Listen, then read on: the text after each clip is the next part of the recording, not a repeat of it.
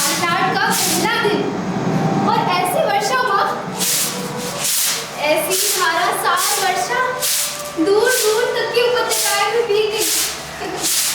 और मैं भी तो देखो ना माँ कैसी भीग गई थी कि दक्षिण से उठकर आती बकुल पंक्तियों को देखूंगी। और देखो सब वस्त्र भिगो आई। सूखी वस्त्र कहाँ है माँ? इस तरह खड़ी रही तो बुरा जाऊंगी। तुम कुछ बोलती क्यों नहीं? सूखे बस अंदर चलता है। तुमने पहले से ही निकाल के रख दिए। तुम्हें पता था मैं भीग जाऊंगी और मैं भी जानती थी कि तुम चिंतित हो। परंतु माँ, मुझे भीगने का तनिक खेद नहीं। भीगती नहीं तो आज मैं वंचित रह जाती। चारों ओर धुआंरे मेघ घिराए थे। मैं जानती थी वर्षा होगी, फिर भी मैं घाटी की पगडंडियों पर नीचे नीचे उतरती गई। एक बार मेरा अंशुक भी हवा ने उड़ा दिया, फिर बूंदें पड़ने लगी। वस्त्र बदल लूं, फिर आकर तुम्हें बताती हूँ। वो बहुत अद्भुत अनुभव था माँ, बहुत अद्भुत।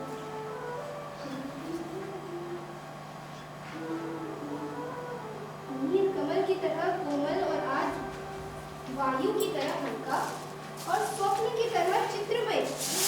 मैं चाहती थी उसे अपने में भर लूं और आंखें मूंद लूं। मेरा तो चेहरे पर जुड़ रहा है। कितना पानी वस्त्रों में किया है। ओह, शीत की चुभन के बाद उष्णता का ये स्पर्श। गीले वस्त्र कहाँ डाल दिए? नहीं मैंने वो। माँ, आज के वे क्षण मैं कभी नहीं भूल सकती। सौंदर्य का ऐसा साक्षात्कार मैंने कभी नहीं किया। जैसे वो सौंदर्य अस्पष्ट होते हुए भी मानसल हो। मैं उसे छू सकती थी, देख सकती थी, पी सकती थी। तभी मुझे अनुभव हुआ कि वो क्या है जो भावना को कविता का रूप देता है। मैं जीवन में पहली बार समझ पाई कि क्यों कोई पर्वत शिखरों को सहलाती मेघमालाओं में हो जाता है। क्यों किसी को अपने तन मन की अपेक्षा आकाश में बढ़ते मिटते चित्रों का इतना मोह हो रहता है। क्या बात है माँ, तुम इस तरह चुप क्यों हो? देख रही हो मैं काम कर रही हूँ। काम तो तुम हर समय करती रहती हो, परंतु हर समय इस तरह चुप नहीं रहती। मैं तुम्हें काम नहीं करने दूंगी। मुझसे बात करो। क्या बात करूँ? कुछ भी कहो। मुझे डांटो कि भीग कर क्यों आई हूँ, या कहो कि तुम थक गई हो तो शेष ध्यान मैं तो करती, या कहो कि तुम घर में अकेली थी तो तुम्हें अच्छा नहीं लग रहा था। मुझे सब अच्छा लगता है और मैं घर में तो अकेली कब होती हूँ? तुम्हारे यहाँ रहते मैं अकेली नहीं होती। मैं तुम्हें काम नहीं करने दूंगी। मेरे यहाँ रहते तुम अकेली होती हो। कभी तो मेरी भर्त्सना करती हो कि घर में रहकर मैं तुम्हारे सब कामों में बाधा डालती हूँ, और कभी कहती हो। मुझे बताओ, तुम इतनी गंभीर क्यों हो? दूध और ताजिया है, शर्करा मिला लो और पी लो। नहीं, पहले तुम बताओ। और अंदर जाकर चल पर विश्राम करो। मुझे अभी बहुत काम करना है। नहीं माँ, विश्राम नहीं करना है। थकी कहाँ हो जो विश्राम करो? मुझे तो अब भी अपने में बरसती बूंदों की पुलक का अनुभव हो रहा है। रोम अभी तक सीज रहे हैं। तुम बताती क्यों नहीं? ऐसे करोगी तो मैं भी तुमसे बात नहीं करूंगी। माँ, क्या हुआ है माँ? तुम रो क्यों रही हो? कुछ नहीं मलिका, कभी बैठे बैठे मन उदास हो जाता है। बैठे बैठे मन उदास हो जाता है, परंतु बैठे बैठे रोया तो नहीं जाता। तुम्हें मेरी सौगंध है माँ, तुम मुझे नहीं बताओ।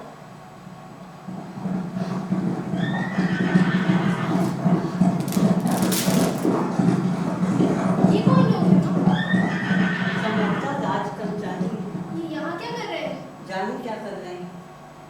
कभी वर्षों की ये आकृतियाँ यहाँ दिखाई देती हैं, और जब भी दिखाई देती हैं कोई ना कोई अनिष्ट होता है। कभी युद्ध की सूचना आती है, कभी महामारी की। पिछली महामारी में जब तुम्हारे पिता की मृत्यु हुई थी तो भी ये आकृतियां मैंने यहाँ देखी थी। परंतु आज ये लोग यहाँ किस लिए आए हैं? ना जाने किससे आए हैं। फिर से तुमने बात नहीं बताई माँ। अग्निमित्र आज लौट आया है। लौट आया है? कहाँ से? जहाँ मैंने उसे भेजा था। तुमने भेजा था? किंतु मैंने तुमसे कहा था ना अपने मित्र को कहीं भेजने की आवश्यकता नहीं। तुम जानती हो मैं विवाह नहीं करना चाहती, फिर उसके लिए प्रयत्न क्यों करती हो? तुम समझती हो मैं निरर्थक प्रलाप करती हूँ। मैं देख रही हूँ कि तुम्हारी बात ही सच होने जा रही है। अग्निमित्र संदेश लाया है कि वेदों के संबंध के लिए प्रस्तुत नहीं है। कहते हैं क्या कहते हैं? क्या अधिकार है उन्हें कुछ भी कहने का? मल्लिका का जीवन उसकी अपनी संपत्ति है, वो उसे नष्ट करना चाहती है तो किसी को भी उस पर आलोचना करने का क्या अधिकार है? मैं तो कहती हूँ कि मुझे अधिकार है। माँ मैं तुम्हारे अधिकार की बात नहीं कह रही। तुम ना कहो, मैं कह रही हूँ। आज तुम्हारा जीवन तुम्हारी संपत्ति है, मेरा तुम पर कोई अधिकार नहीं है। क्यों कहती हो? तुम मुझे समझने का प्रयत्न क्यों नहीं करती? मैं जानती हूँ तुम पर आज अपना अधिकार भी नहीं है, किंतु इतना बड़ा अपमान उससे नहीं सहा जाता। मैं जानती हूँ माँ अपवाद होता है, तुम्हारे दुख की बात भी जानती हूँ, फिर भी मुझे अपराध का अनुभव नहीं होता। मैंने भावना में एक भावना का वर्ण किया है। मेरे लिए वो संबंध और सब संबंधों से बड़ा है। मैं वास्तव में अपनी भावना से प्रेम करती हूँ, जो पवित्र है, कोमल है, अनश्वर है। और मुझे ऐसी भावना से विधिज्ञ होती है, पवित्र, कोमल, अनश्वर। तुम मुझ पर विश्वास क्यों नहीं करती माँ? तुम जिसे भावना कहती हो वो केवल छलना और आत्मप्रवंचना है। भावना का वर्णन किया है। मैं पूछती हूँ भावना में भावना का वर्णन क्या होता है?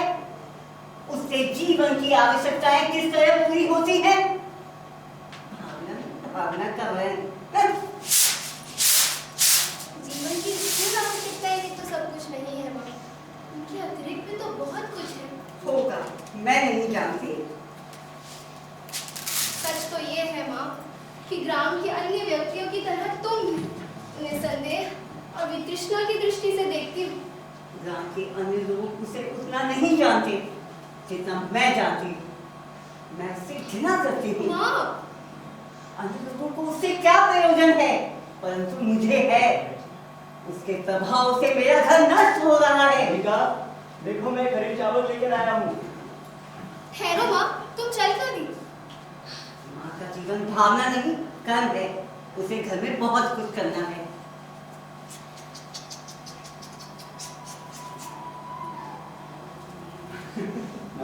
नहीं कुछ नहीं हुआ, कुछ नहीं हुआ। हम जिएंगे हरीश साहब, जिएंगे ना। एक बाण से आहत होकर हम प्राण नहीं देंगे। हमारा शरीर कोमल है तो क्या हुआ, हम पीड़ा सह सकते हैं। एक बाण प्राण ले सकता है तो उंगलियों का कोमल स्पर्श प्राण दे भी सकता है। हमें नए प्राण मिल जाएंगे। हम कोमल आस्तरण पर विश्राम करेंगे। हमारे अंगों पर जिसका लेप होगा। कल हम फिर वनस्थली में घूमेंगे, कोमल दुर्वा खाएंगे ना। ये आहत हरिण शावक, यहाँ ऐसा कौन व्यक्ति है जिसने इसे आहत किया? क्या दक्षिण की तरह यहाँ भी?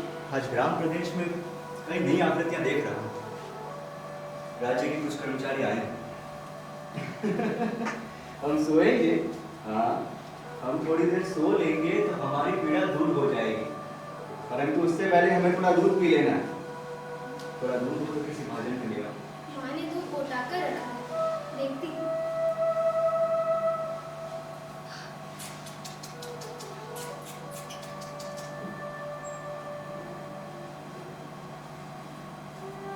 अभी 2-3 राज कर्मचारियों को हमने घोड़ों पर जाते देखा है।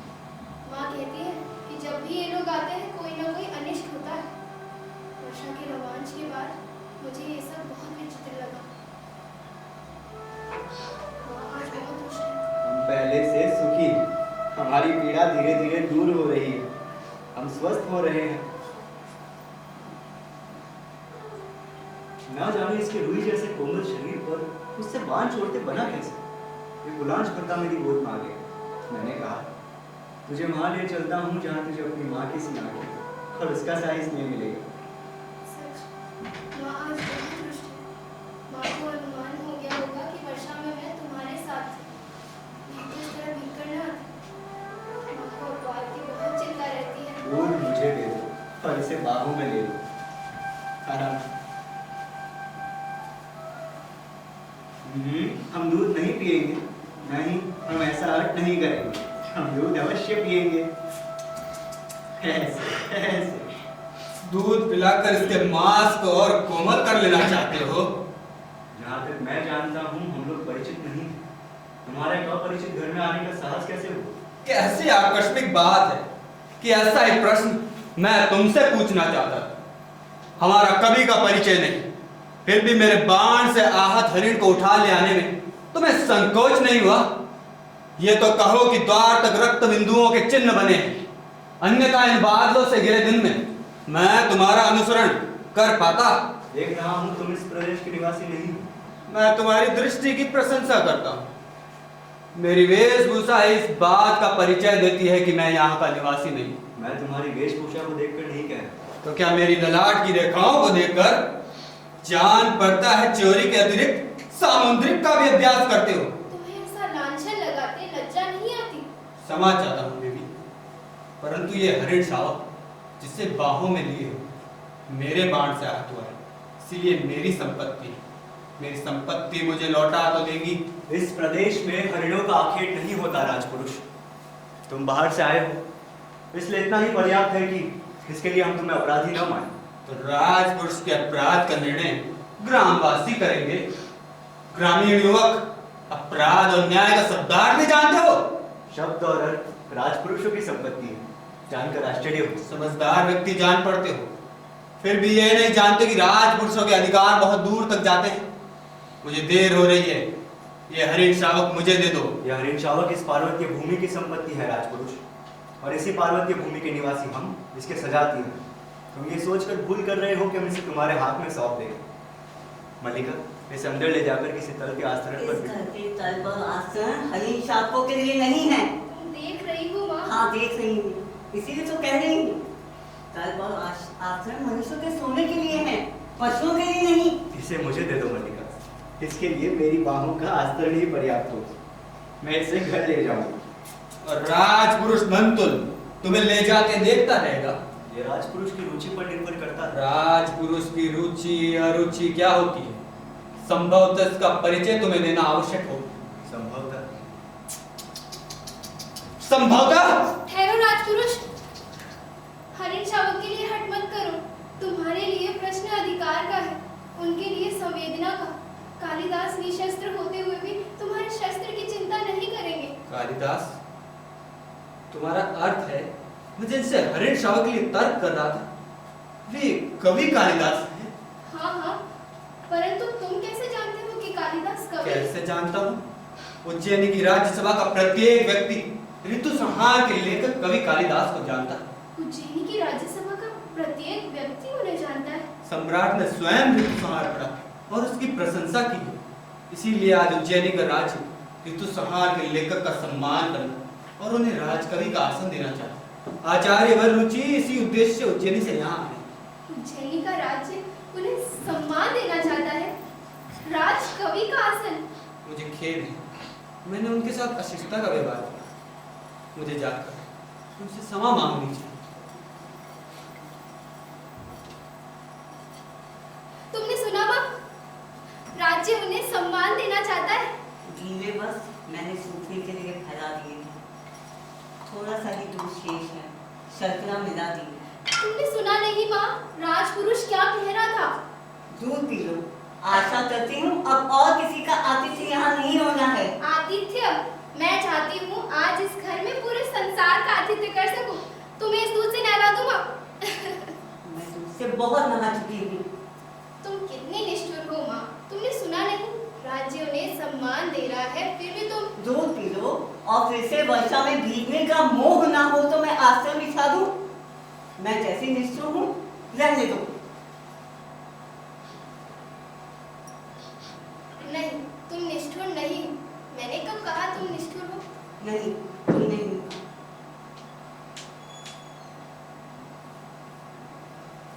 थोड़ा सा दूध बचाओ, पी लो। माँ, तुम सोच सकती हो मैं आज कितनी प्रसन्न हूँ। मेरे पास कुछ भी सोचने की शक्ति नहीं है। अब उठ जाने दो, मुझे बहुत काम करना है। नहीं, उठो नहीं, ऐसे ही बैठे रहो। राज्य उन्हें सम्मान दे रहा है माँ।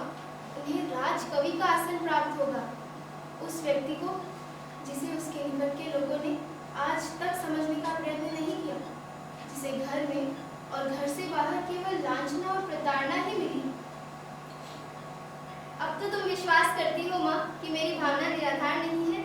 मैं कह चुकी हूँ कि मेरे सोचने समझने की शक्ति जड़ हो चुकी है। क्यों माँ? क्यों तुम्हें इतना पूर्वाग्रह है? क्यों तुम उनके संबंध में उदारता पूर्वक नहीं सोच पाती? मेरी वो अवस्था बीत चुकी है जब यथार्थ से आंखें मूंद कर जिया जाता है। और तुम्हारी यथार्थ दृष्टि केवल दोष ही दोष देखती है। जहाँ दोष है वहाँ वो अवश्य दोष देखती है। उनमें तुम्हें क्या दोष दिखाई देता है?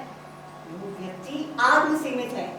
संसार में अपने सिवा उसे और किसी से मोह नहीं है।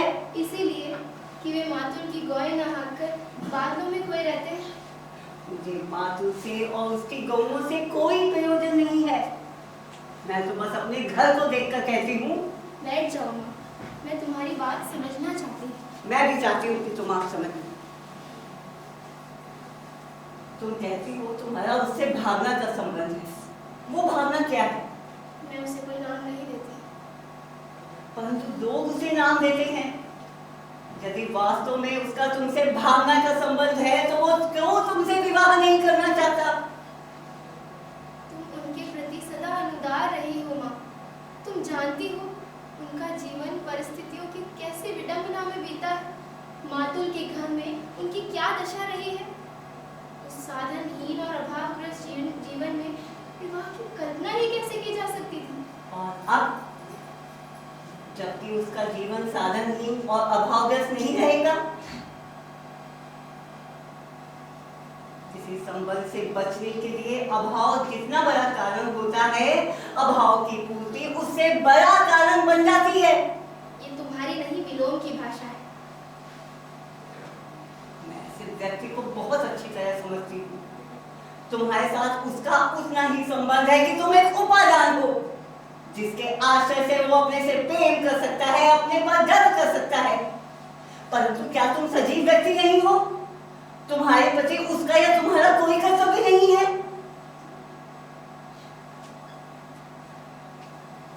कल तुम्हारी माँ का शरीर नहीं रहेगा। घर में एक समय के भोजन की व्यवस्था भी नहीं होगी। तो जो प्रश्न तुम्हारे सामने उपस्थित होगा उसका तुम क्या उत्तर दोगी? तुम्हारी भावना उस प्रश्न का समाधान कर देगी। फिर कह दो ये मेरी नहीं विलोम की भाषा है। आज तक का जीवन किसी तरह बीता ही है माँ, आगे का भी बीत जाएगा। आज जब उनका जीवन एक नई दिशा ग्रहण करने जा रहा है, मैं उनके सामने अपने स्वार्थ की घोषणा नहीं करना चाहती।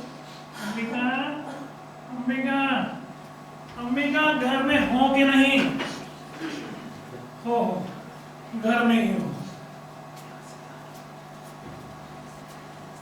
मैं आज सारे ग्राम में घोषणा करने जा रहा हूँ, मेरा इस कालिदास नामधारी जीव से कोई संबंध नहीं। क्या हुआ है राजमाता? अरे मैंने इसे पाला पोसा बड़ा किया, क्या इसी दिन के लिए कि इस तरह कुलद्रोही बने? परंतु उन्हें तो सुना है राज्य की ओर से सम्मानित किया जा रहा है। उज्जैनी से कोई आचार्य आए हैं। यही तो कह रहा हूँ, उज्जैन से कोई आचार्य आए। परंतु आप तो कह रहे हैं। मैं ठीक कह रहा हूँ, आचार्य कल ही से अपने साथ उज्जैन ही ले जाना चाहते हैं। तो रथ, अश्वा और 4 अश्वारोही उनके साथ हैं। मैं तुमसे नहीं कहता था अंबिका कि हमारे प्रपितामह के द्वैत्र का पुत्र गुप्त राज की ओर से सबों से युद्ध कर चुका है। तुम अपने भागने की बात कर रहे थे। उसी की बात करो अंबिका। तुम समझो, राज्य की ओर से हमारे वंश का सम्मान किया जा रहा है और ये वंशावतंस कहते हैं मुझे ये सम्मान नहीं चाहिए, मैं राज की मुद्राओं से क्रीत होने के लिए नहीं हूँ। राजकीय सम्मान को स्वीकार नहीं करना चाहते। मेरी समझ में ये नहीं आता कि इसमें क्रय विक्रय की क्या बात है। सम्मान मिलता है तो नहीं, कविता का मूल्य ही क्या है? कविता का कुछ मूल्य है आर्यमातु, तभी तो सम्मान का भी मूल्य है। मैं समझती हूँ उनके हृदय में ये सम्मान कहाँ चुकता है। मैं तुम्हें विश्वास दिलाती हूँ, वो उज्जैनी अवश्य जाएगा। अवश्य जाएगा। वे लोग उसके अनुचर हैं जो अभी स्तुति करके इसे ले जाएंगे। सम्मान प्राप्त होने पर सम्मान के प्रति प्रकट की गई उदासीनता व्यक्ति के महत्व को बढ़ा देती है। अरे तुम्हें तो प्रसन्न होना चाहिए, तुम्हारा भाग ही लोक नीति में निष्णात है। ये लोक नीति है, तो मैं कहूँगा लोक नीति और मूर्ख नीति दोनों का एक ही अर्थ है। तुम समझो, जो व्यक्ति कुछ देता है, धन हो सम्मान हो, वो अपना मन बदल भी तो सकता है, और बदल गया तो बदल गया। तुम समझो, सम्राट रुष्ट भी तो हो सकते हैं कि साधारण से कवि ने उनका सम्मान स्वीकार नहीं किया। मातुल आप अभी तक यही हैं और वहाँ आचार्य आपकी प्रतीक्षा कर रहे हैं। और तुम यहाँ क्या कर रहे हो? मैंने तुमसे नहीं कहा था कि जब तक मैं लौट कर ना आऊं आचार्य के पास ही रहना। किंतु मातुल आपने यह भी तो कहा था कि अगर आचार्य विश्राम कर चुके तो आपको तुरंत सूचना देते। हाँ, ये भी कहा, किंतु वो भी तो कहा था। ये कहा तुम्हारी समझ में आया? वो नहीं आया। किंतु मातुल किंतु क्या? किंतु क्या? मातुल मूर्ख नहीं, तुम मुझे मूर्ख समझते हो? नहीं मातुल, मैं मूर्ख नहीं तो निश्चय ही तुम मूर्ख हो। ये बताओ आचार्य ने क्या कहा? उन्होंने कहा है कि वे आपके साथ इस पूरे ग्राम प्रदेश में घूमना चाहते हैं। इस प्रदेश में कालिदास की कविता का जन्म दिया है। कालिदास की कविता, कालिदास की कविता। अंबिका, न जाने इतने बड़े आचार्य को इसकी कविता में क्या विशेषता नजर आती। इस व्यक्ति को साधारण लोक व्यवहार तक तो ज्ञान नहीं, और तुम लोक नीति की बात कहते हो। आप एक खनिज चालक को गोदी के लिए खनिज उड़ा रहे थे, सौभाग्यवश मैंने बाहर ही देख लिया। मैंने प्रार्थना की कि कवि कुलगुरु, यह समय इस रूप में घर जाने का नहीं है। उज्जैनी से एक बहुत बड़े आचार्य आए, आप सुनते ही लौट पड़े जैसे रास्ते में सांप देख लिया हो। मल्लिका, मातु के लिए जल लेके आओ। नहीं, मुझे जल नहीं चाहिए, आचार्य मेरी प्रतीक्षा कर रहे हैं। मैंने कहा कविवर, आचार्य आपको साथ उज्जैनी ले जाने के लिए आए, राज्य की ओर से आपका सम्मान हो। सुनकर रुककर जलते अंगारे की दृष्टि से मुझे देखा। मैं राज की मुद्राओं से क्रीत होने के लिए नहीं, ऐसे कहा जैसे राज की मुद्राएं आपके विनय में भूली ही जा रही हो, और चल दिए। मेरे लिए धर्म संकट खड़ा हो गया। क्या मैं विनय करता आपके पीछे पीछे जाऊं, या अभ्यागत को देखो? अब इस निक्षेप से आचार्य के पास रुकने का तय कराया था, और एक किसी दूरी चक्कर की तरह मेरे पीछे पीछे चलाया। किंतु मातुल मैं तो केवल समाचार देने आया था कि आचार्य। और मैं समाचार देने के लिए तुमसे धन्यवाद कहता हूँ, बहुत अच्छा किया। अभ्यागत वहां बैठे हैं और आप समाचार देने यहाँ चले। अब इतना कीजिए कि कवि कुल शिरोमणि जहां भी हो उनको ढूंढ कर ले आएंगे। मेरा कर्तव्य कहता है जैसे भी हूं से आचार्य के सामने प्रस्तुत करूं, और मेरा मन कहता है उससे जहां देखूं चोटी से पकड़कर खींच लाऊं। मातुल का तीसरा नेत्र हर समय खुला रहता है। परंतु कालिदास इस समय है कहाँ? कालिदास इस समय जगदम्बा के मंदिर में है। आपने उन्हें देखा है? देखा है। परंतु आपने मातुल से नहीं कहा। मैं नहीं चाहता था कि मातुल इस समय वहां जाए। क्यों? क्या आप भी नहीं चाहते कि कालिदास? मैं चाहता हूँ कि कालिदास उज्जैनी अवश्य जाए, इसलिए मैं मातुल का इस समय उनके पास जाना उचित नहीं समझा। मातुल पर जब उनके साथ सुनने में ऐसा रस प्राप्त होता है कि वे बोलते ही जाते हैं। तो स्थिति को समझना ही नहीं चाहते।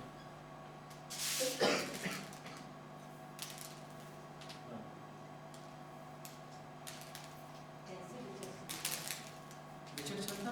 विचक्षणता ही तो है। इसमें विचक्षणता क्या है? राज्य कवि का सम्मान करना चाहता है, और कवि सम्मान के प्रति उदासीन जगदम्बा के मंदिर में साधा निरत है।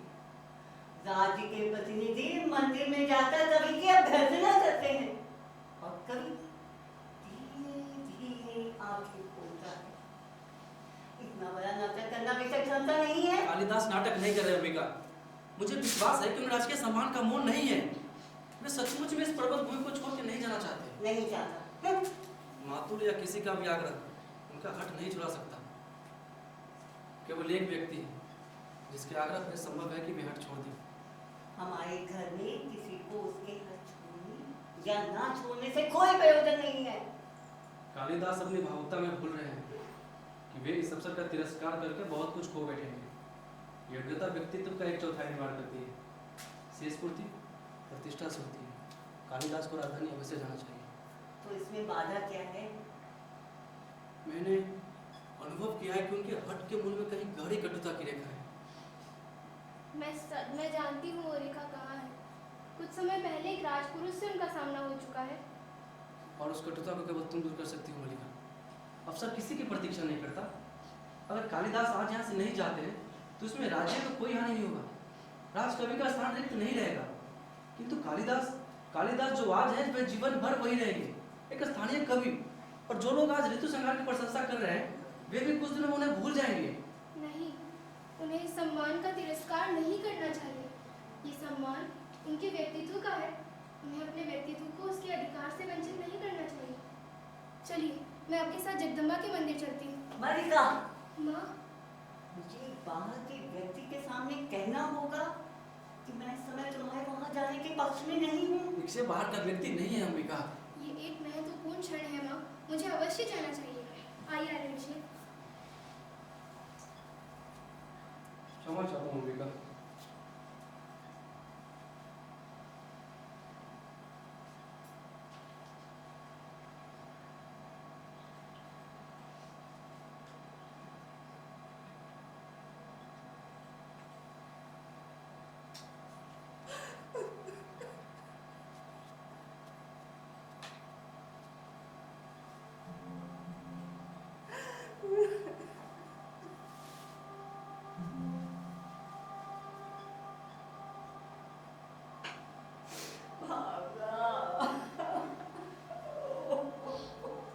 गिरे हुए मेघों ने आज अंधकार कर दिया है अंबिका, या तुम्हें समय का ज्ञान नहीं रहा। आश्चर्य है तुमने दीपक नहीं जलाया। विनोद, तुम यहाँ क्यों आए हो? दीपक जला दो। विलोम का आना ऐसे आश्चर्य का विषय नहीं है। चले जाओ विनोद, तुम जानते हो कि तुम्हारा यहाँ आना मल्लिका को सहा नहीं है। मैं जानता हूँ अंबिका, मल्लिका बहुत भोली है। ये लोग जीवन के संबंध में कुछ नहीं जानती। वे नहीं चाहती कि मैं इस घर में आऊं, क्योंकि कालिदास नहीं चाहता। और कालिदास क्यों नहीं चाहता? क्योंकि मेरी आंखों में उसे अपने हृदय का सत्य जानता दिखाई देता है। उसे उलझन होती है।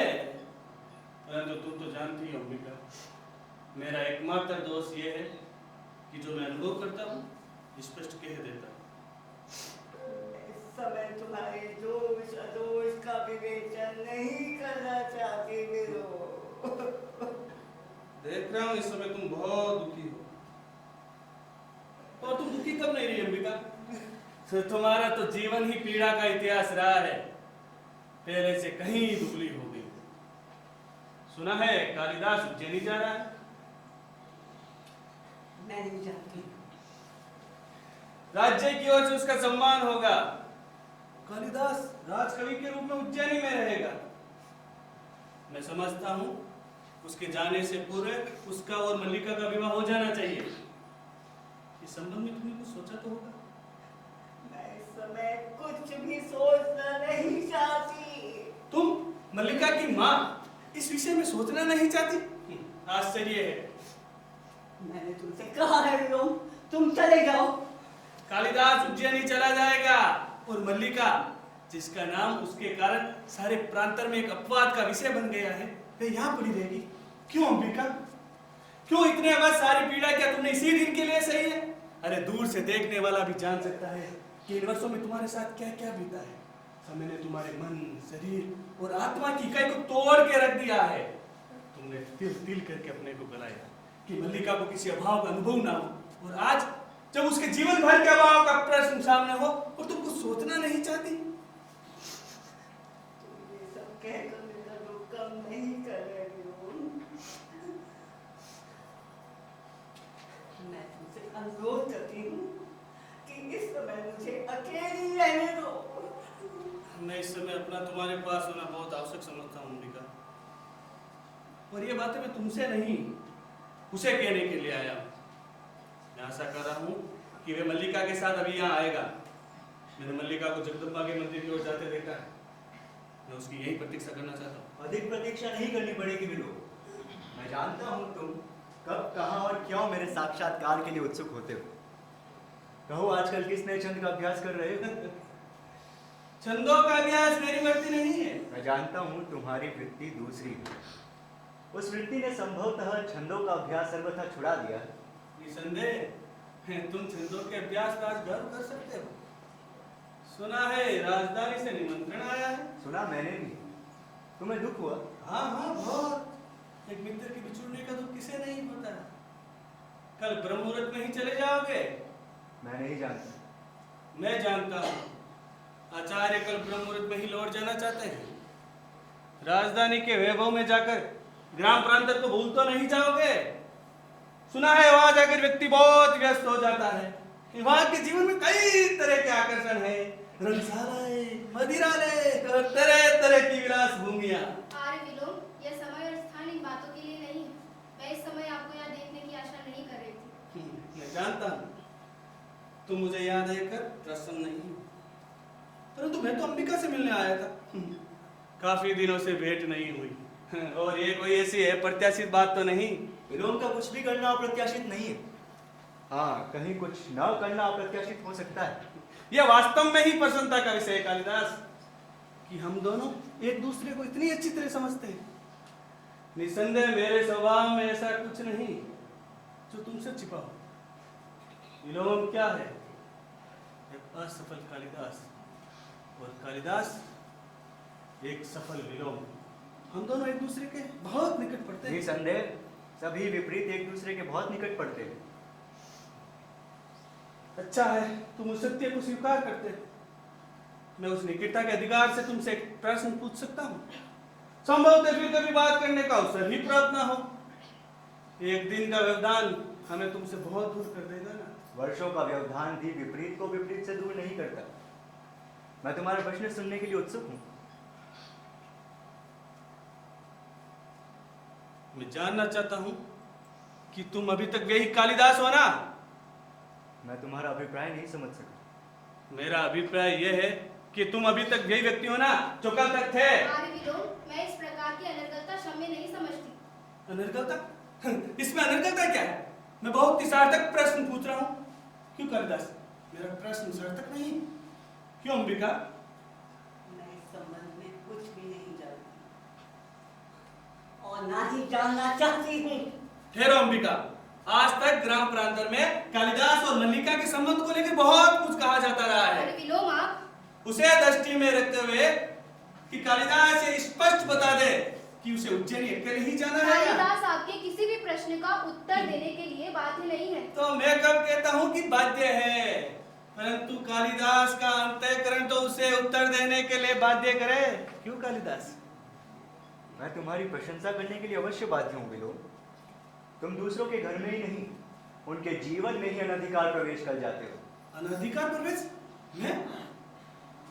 क्यों अंबिका, तुम्हें कालिदास की ये बात कहाँ तक संगत प्रतीत होती है कि मैं विलोम दूसरों के जीवन में अनधिकार प्रवेश कर जाता हूँ?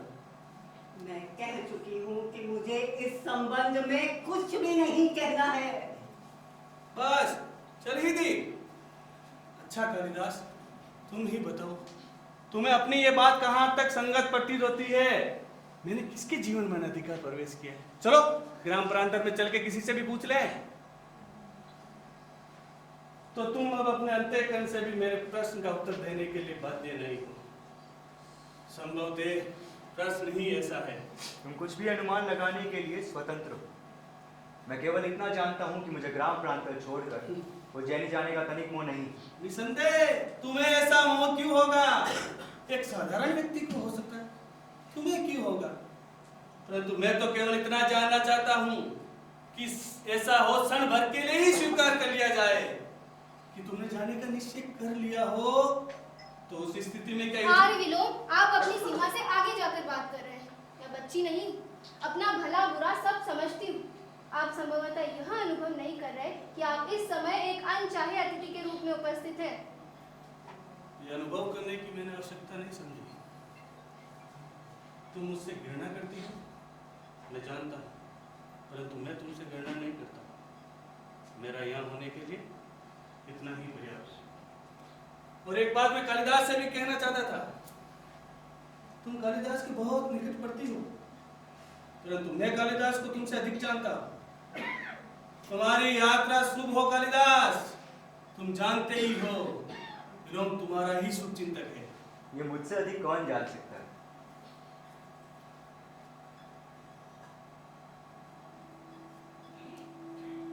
अनचाहे अतिथि संभवते फिर कभी आप पहुंचे, तब तक के लिए समा।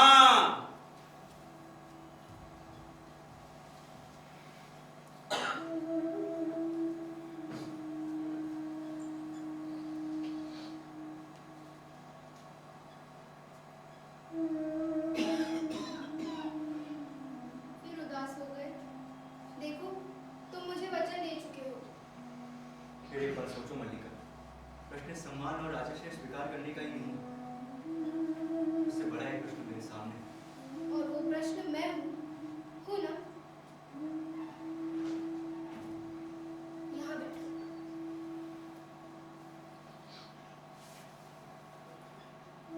तुम मुझे जानते हो ना? तुम समझते हो कि तुम ये अवसर ठुकराकर यहाँ रह जाओगे तो मुझे सुख होगा।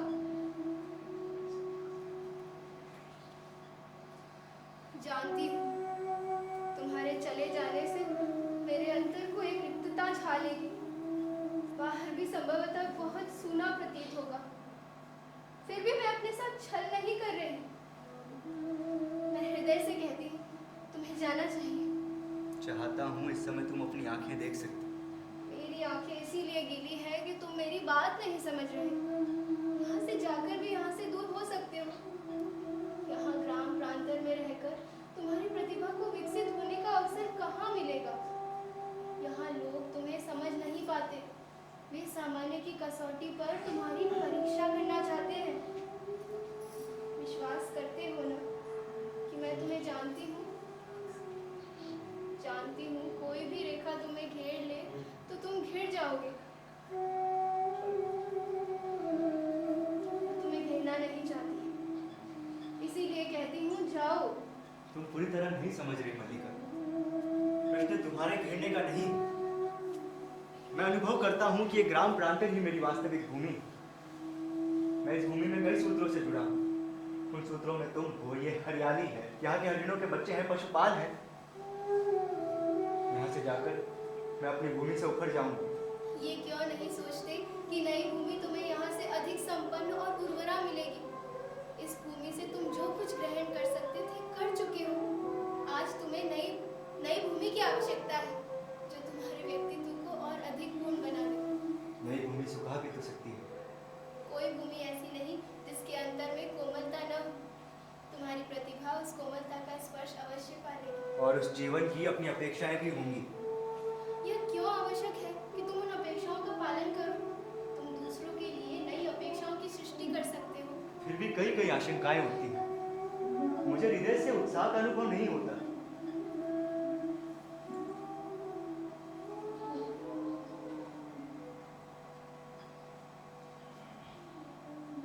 मेरी ओर देखो। अब भी उत्साह का अनुभव नहीं होता। विश्वास करो, तुम यहाँ से जाकर यहाँ से अलग नहीं होगे। यहाँ की वायु, यहाँ के मेघ, यहाँ के हरिण, इन सबको तुम साथ ले जाओगे। और मैं भी कहाँ तुमसे दूर होंगी।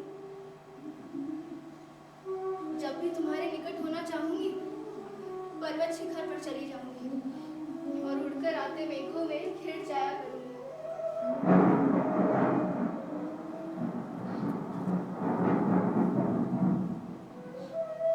लगता है फिर वर्षा होगी। दूर बहुत अंधेरा हो गया है।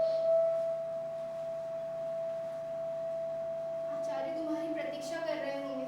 मुझे जाने के लिए कह रही हूँ। हाँ, देखना, मैं तुम्हारे पीछे बहुत प्रसन्न रहूंगी, खूब घूमूंगी और हर संध्या को जगदम्बा के मंदिर में सूर्यास्त देखने इसका अर्थ है तुमसे विदा लूं? नहीं, पिता तुम्हें नहीं दूंगी। जा रहे हो इसलिए केवल प्रार्थना करूंगी कि तुम्हारा पथ प्रशस्त हो। जाओ।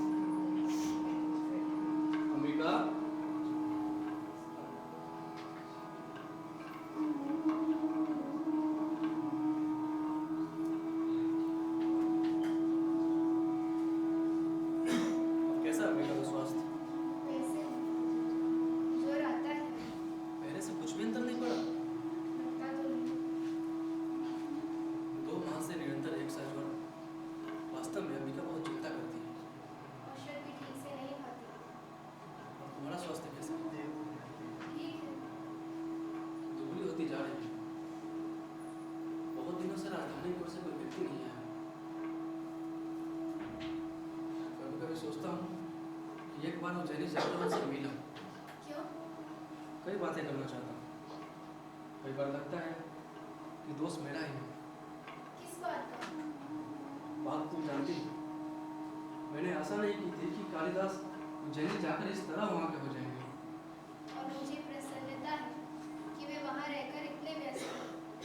यहाँ उन्होंने केवल ऋतुसंहार की रचना की, वहाँ उन्होंने कई नए काव्यों की रचना की है।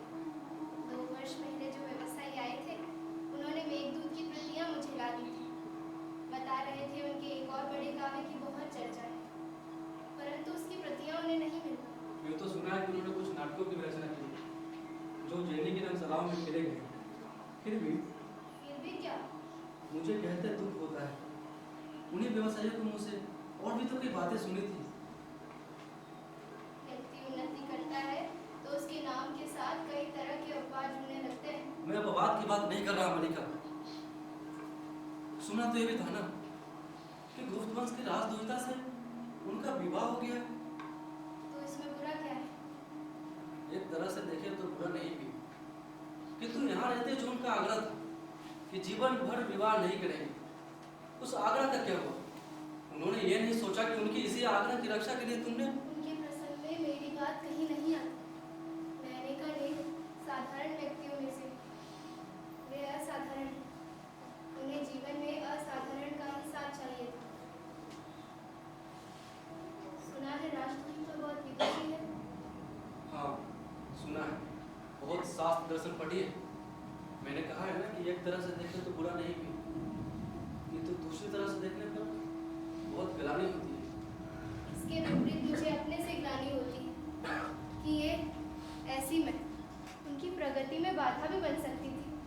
आपके कहने से अगर मैं उन्हें जाने के लिए प्रेरित न करती तो कितनी बड़ी क्षति होती। यही तो दुख है मलिका कि तुम मेरे कहने से ऐसा ना करती तो आज तुम्हारे जीवन का रूप ये ना होता।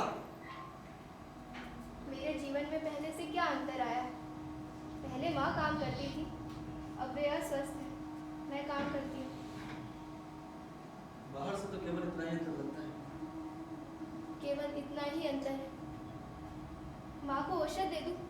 भी आती है।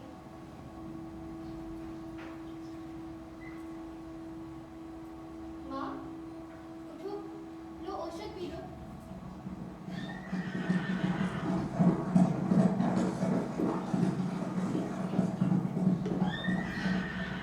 लगता है आज फिर कुछ लोग बाहर से आए हैं। कौन लोग? संभवतः राज्य कर्मचारी। दो वैसी आकृतियां मैंने देखी हैं, जैसे तब देखी थी जब आचार्य कालिदास को लेने आए थे। ऐसी आकृतियाँ? जानते हैं माँ इस संबंध में क्या कहती है? कहती है कि जब भी ये लोग आते हैं कोई ना कोई अनिष्ट होता है। पिछली बार तो ऐसा कुछ भी नहीं हुआ। नहीं हुआ। क्या हुआ? और जो हुआ वो तो अच्छा ही था। हवा में आजकल इतनी नमी रहती है कि वस्त्र ढक तो नहीं सकते। नहीं, पर तुम नहीं कैसे? सहसा उत्तेजित क्यों होते आ रहे हैं? मलिका, मैंने अभी एक और आकृति को घोड़े पर जाते देखा है। तो क्या हुआ? आपको भी माँ की तरह अनिष्ट की आशंका वह हो रही बहुत परिचित आकृति है मलिका। परिचित आकृति? मुझे विश्वास है कि वे स्वयं कालिदास हैं। कालिदास? मैंने अपनी आंखों से देखा है। वे घोड़ा दौड़ाते पर्वत शिखर की ओर गए हैं।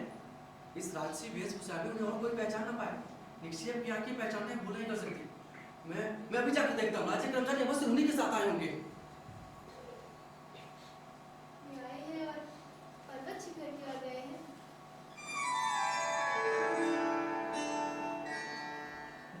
इससे पूछ, हम अंदर आ सकते हैं? तू नहीं, तू पूछ। अच्छा, मैं पूछती हूँ। सुनो सुनो, ये तुम्हारा घर है? ये तुम्हारा घर है? हाँ हाँ, आप मेरे यहाँ आई हैं। हम विशेष रूप से किसी के यहाँ नहीं आई हैं। समझ लो कि यूं ही आई हैं। ग्राम प्रदेश में घूमती हुई हम यहाँ के घर देखना चाहती हैं यहाँ के जीवन का अध्ययन करना चाहती हैं। और पहले मैं परिचय दे दूं। ये है रंगिनी, उज्जैनी के नाट्य केंद्र में नृत्य का अभ्यास करती है। नाटक लिखने में भी इसकी रुचि है। और ये है संगिनी, उसी केंद्र में मृदंग और वीणा वादन सीखती है। बहुत सुंदर प्रणय की युक्ति है। गद्य की ओर आ रही है। और तुम्हारा परिचय? हाँ, तुमने अपना परिचय नहीं दिया। मेरा परिचय कुछ भी नहीं। कुछ भी नहीं? हम आसन पर बैठे। हम बैठने के लिए नहीं, अध्ययन करने के लिए आई हैं। अध्ययन करने के लिए आई हैं। इस स्थान को आप लोग क्या कहते हैं? किस स्थान को?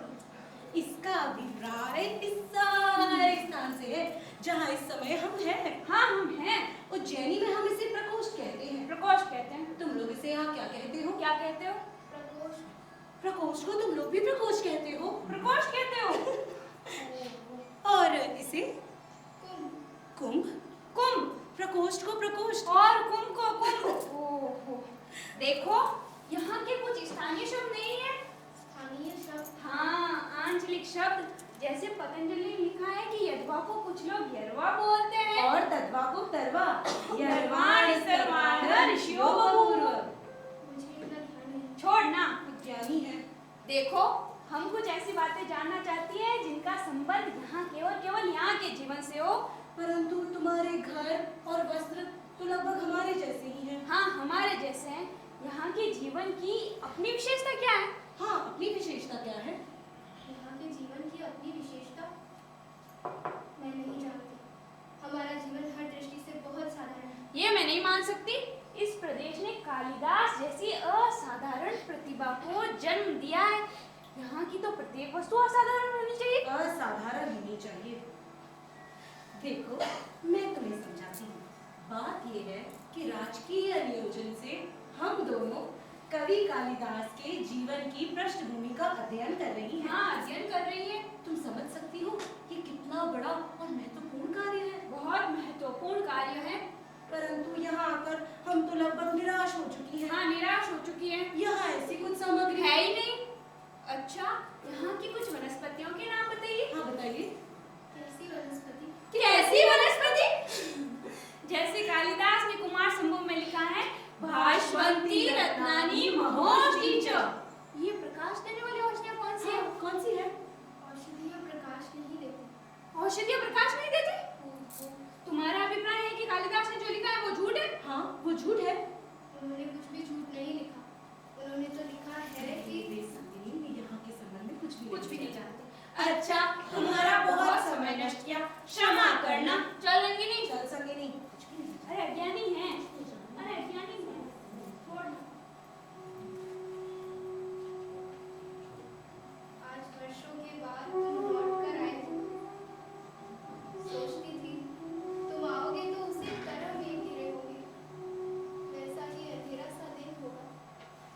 ऐसे ही एक बार फिर वर्षा में भीगूंगी और तुमसे कहूंगी कि देखो मैंने तुम्हारी सब रचनाएं पढ़ी। उज्जैनी से आने वाले व्यवसायियों से कितना कितना कहकर मैंने ये रचनाएं मंगवाई।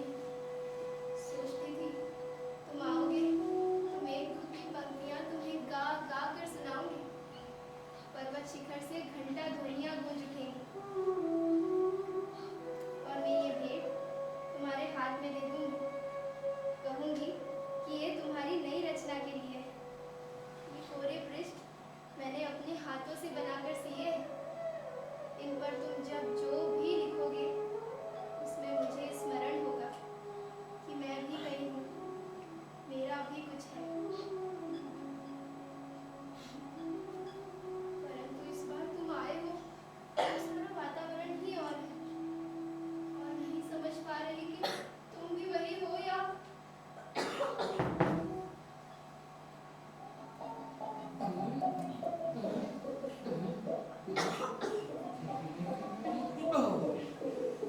मुझे विश्वास है मैं इस समय देवी मल्लिका के सामने खड़ा हूँ। जी कहिए। देव मातृगुप्त के अनुचर का अभिवादन स्वीकार कीजिए। स्वीकार कीजिए। देव मातृगुप्त कौन है? ऋतु संहार, कुमार संभव, मेघदूत प्रकोष्ठ के प्रियंता कविंद्र, आचार्य निशांत, कश्मीर के भावी शासक, देव मातृगुप्त की राजवंशी, गुप्त वंश दुहिता, परम विदुषी देवी प्रियंकु मंजरी आपके साक्षात्कार के लिए उत्सुक है और शीघ्र ही यहाँ आया चाहती है। आया चाहती है और हम उनके अनुसार आपको इसकी पूर्व सूचना देने के लिए उपस्थित हैं। ऋतु संहार और मेघदूत आदि के प्रणेता तो कालिदास है, और आप कह रहे हैं वे गुप्त राज की ओर से कश्मीर का शासन संभालने जा रहे हैं और मातृगुप्त उन्हीं का नया नाम है। कश्मीर का शासन संभालने जा रहे हैं। महाराज की जय हो। और उनकी राजवंशी मुझसे मिलने के लिए आ रही है। और मुझे विश्वास है कि इस गौरवपूर्ण अवसर पर आप अपने उपवेश ग्रह के वस्तु विन्यास में कुछ परिवर्तन आवश्यक समझेगी। इसे आपका आदेश समझते हुए हम ये कार्य अभी अपने हाथों में संपन्न किए देते हैं। आओ नासिक। आ गए अनुस्वार। ये आसन मैं समझता हूँ ये आसन द्वार के निकट होना चाहिए है। देवी द्वार से प्रवेश करेगी और आसन द्वार के निकट होगा। तो उस स्थिति में इसे इसकी वर्तमान स्थिति से 1, 3, 7 अंगुल दक्षिण की ओर हटा देना चाहिए। दक्षिण की ओर? हाँ। नहीं, मैं समझता हूँ उसको 5 अंगुल उत्तर की ओर होना चाहिए। वाक से सूर्य की किरणें सीधी से पड़ती है। मैं तुमसे सहमत नहीं। मैं तुमसे सहमत नहीं। तो विवादास्पद विषय होने से आसन को यहीं रहने दे। अच्छी बात है, इसे यहीं रहने दिया जाए। उचित है। पर यह कुंभ? हाँ, ये कुंभ मैं समझता हूँ एक कुंभ इस कोने में और दूसरा कुंभ उस कोने में होना चाहिए। पर मैं समझता हूँ कुंभ यहाँ होने नहीं चाहिए। क्यों का कोई उत्तर नहीं। मैं तुमसे सहमत नहीं। मैं तुमसे सहमत नहीं। तो विवादास्पद विषय होने से कुंभों को भी यही रहने दे। उचित है।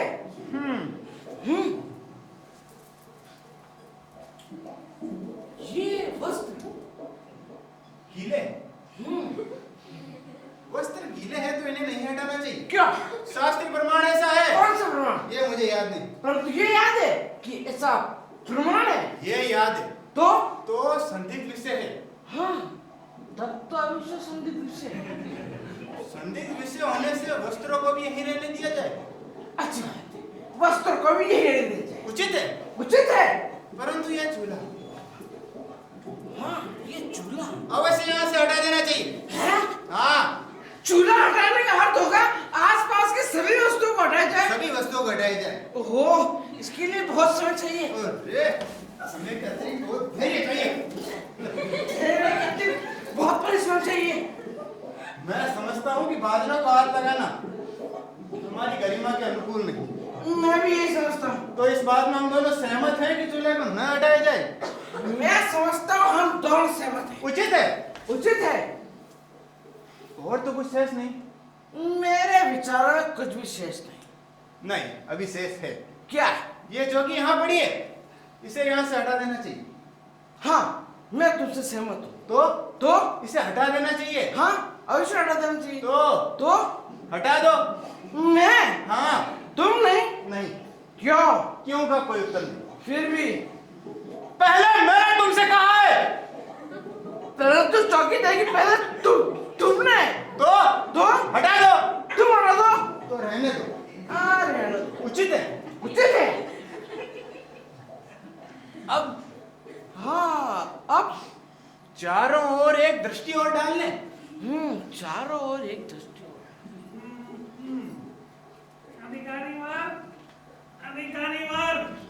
अधिकारी वर्ग, आपका कार्य यहाँ पूरा हो गया? क्यों अनुस्वार? हाँ, हो गया ना। क्यों होना से? हाँ, हो गया।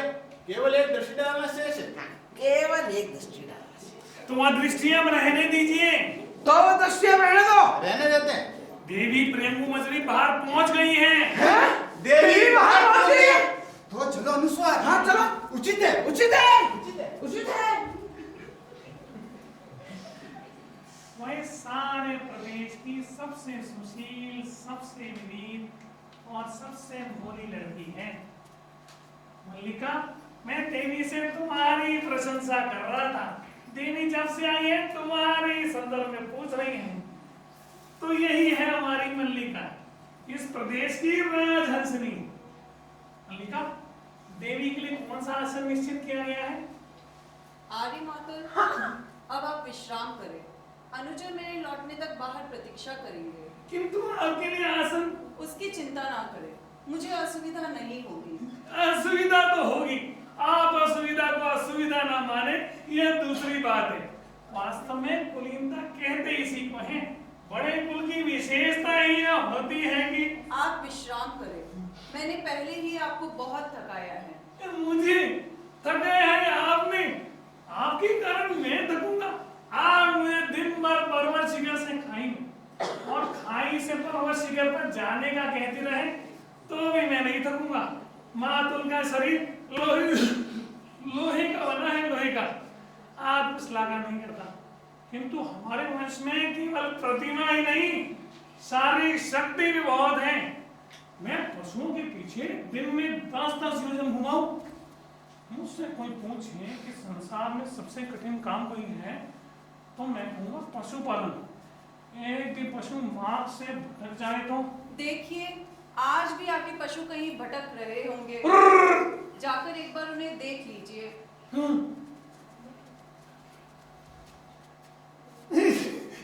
अब मैं पशु देखता हूँ?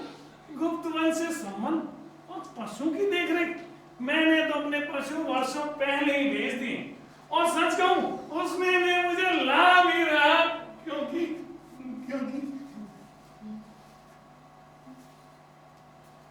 सचमुच वैसी ही हो जैसी मैंने कल्पना की थी। क्योंकि अच्छा, तो मैं चलता हूँ। घर में कहीं कुछ बिखरा पड़ा है, कई तरह की व्यवस्थाएं करनी है, तो अनुचर आपकी प्रतीक्षा करेंगे। फिर भी कोई आदेश हो तो कहला दीजिएगा।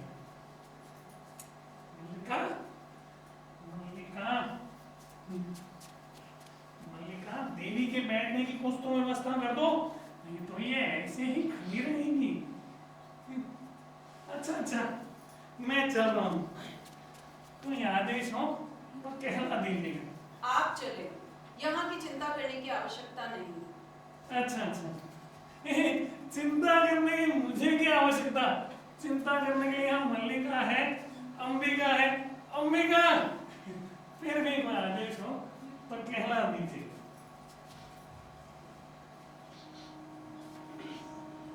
सचमुच बहुत सुंदर हो। जानती हो, अपरिचित होते हुए भी तुम मुझे अपरिचित नहीं लग रही। आप बैठ जाइए ना। नहीं, बैठना नहीं चाहती। तुम्हें और तुम्हारे घर को देखना चाहती हूँ। उन्होंने बहुत बार इस घर की और तुम्हारी चर्चा की है। जिन दिनों मेघदूत लिख रहे थे उन दिनों प्राय यहाँ का स्मरण किया करते थे। आज इस भूमि का आकर्षण ही हमें यहाँ ले आया है, अन्यथा दूसरे मार्ग से जाने में हमें अधिक सुविधा थी। मैं समझ नहीं पा रही किस रूप में आपका आतिथ्य करूं। आप आसन ले ले तो मैं आपके लिए।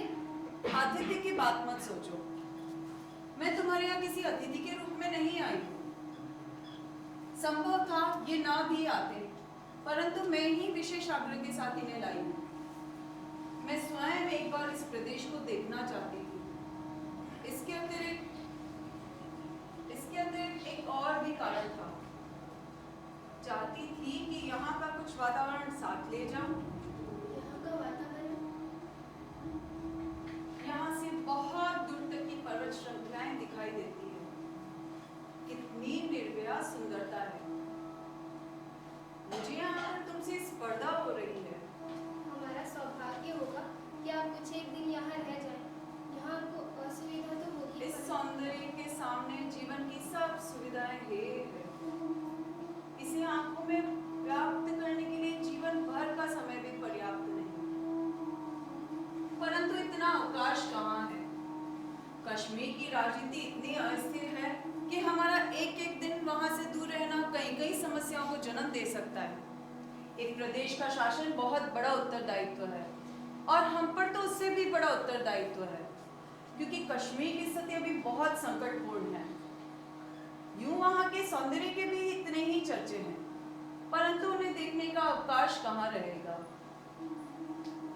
इसलिए तुमसे स्पर्धा होती है। सौंदर्य का यह सहज उपभोग हमारे लिए केवल एक सपना है। बैठ जाओ, यहाँ मेरे पास बैठो। मैं दूसरा आसन ले लेती हूँ।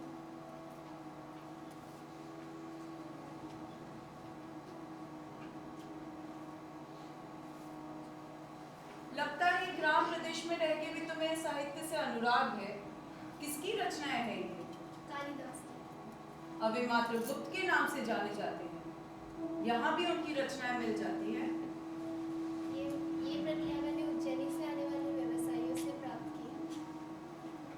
मैं समझ सकती हूँ, उनसे जान चुकी हूँ कि तुम बचपन से उनकी संगिनी रही हो। उनकी रचनाओं के प्रति तुम्हारा मोह स्वाभाविक है।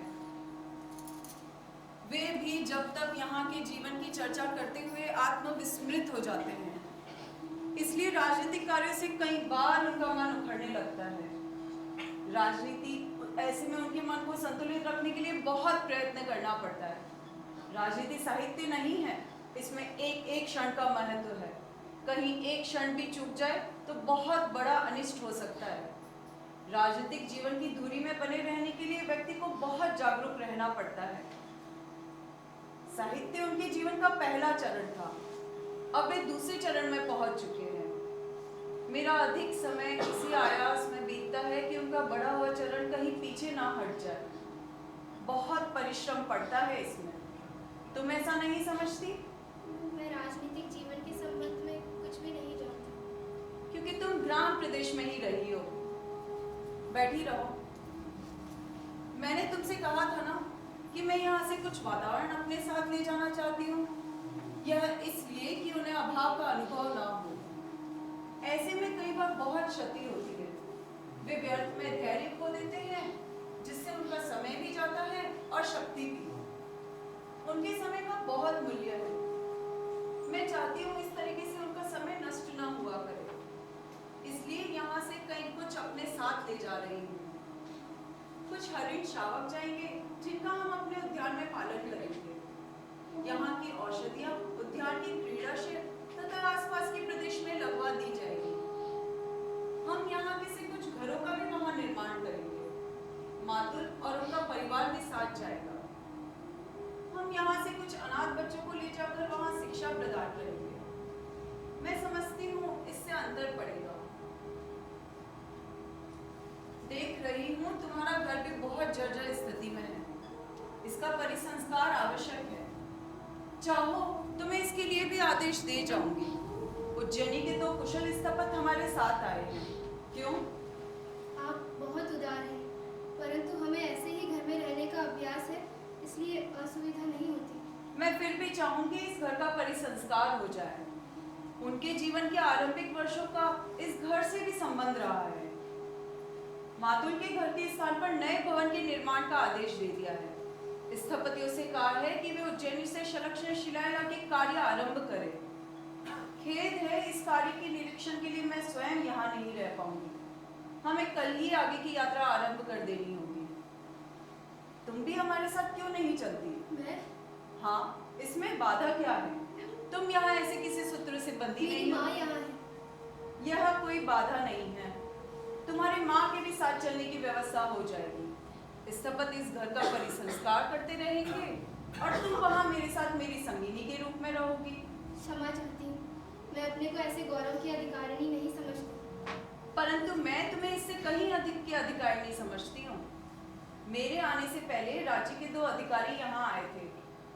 मैंने उन्हें औपचारिकता के लिए नहीं भेजा था। क्या तुमने उन दोनों को देखा है? देखा है। तुम उनमें से जिसे भी अपने योग्य समझो, उसी के साथ तुम्हारे विवाह का प्रबंध किया जा सकता है। दोनों राज्य के योग्य अधिकारी है। देवी, संभवतः तुम दोनों में से किसी को भी अपने योग्य नहीं समझती, परंतु राज्य में ये 2 ही नहीं और भी अनेक अधिकारी हैं। मेरे साथ चलो, तुम जिससे भी चाहोगी। इस विषय की चर्चा छोड़ दीजिए। क्यों? तुम्हारे मन में कल्पना नहीं है कि तुम्हारा भी अपना घर परिवार हो? नहीं, इसके मन में ये कल्पना नहीं है। माँ, इसके मन में ये कल्पना नहीं है, क्योंकि ये भावना के स्तर पर जीती है। तुम उठ क्यों आई माँ? चलो, चल कर लेटी रहो। किसी आने वाले से बात भी नहीं कर सकती। माँ, मुझे खोते हुए बीत गई। मेरे लिए घर नहीं, एक खाल गुफा है, जिसमें हर समय बंद रहती हूँ। और तुम चाहती हो कि मैं किसी से बात भी ना करूं? परंतु माँ, तुम स्वस्थ नहीं हो। तुम्हारी अपेक्षा मैं फिर भी अधिक स्वस्थ हूँ।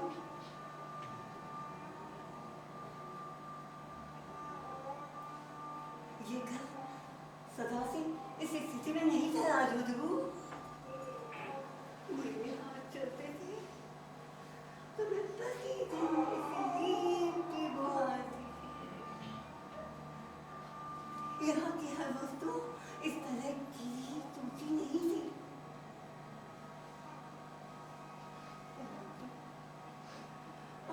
तो हम दोनों माँ बेटी भी यहाँ टूटी सी बनी रहती है।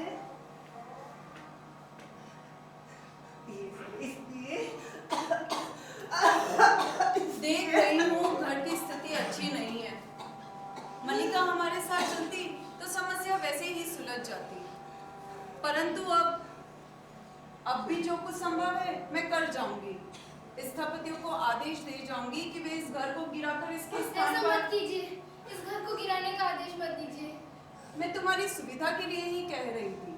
अगर तुम्हें इसमें असुविधा है तो ठीक है, मैं ऐसा आदेश नहीं दूंगी। फिर भी चाहूंगी कि तुम्हारे लिए कुछ कर सकूं। इस समय और नहीं रुक सकती। कल की यात्रा आरंभ करने से पहले कई आवश्यक कार्य पूरे करने हैं। वैसे तो इस समय भी अवकाश नहीं था, परंतु मैंने आना आवश्यक समझा। वे पर्वत शिखर की ओर घूमने गए हैं, इस बीच में इधर चली आई।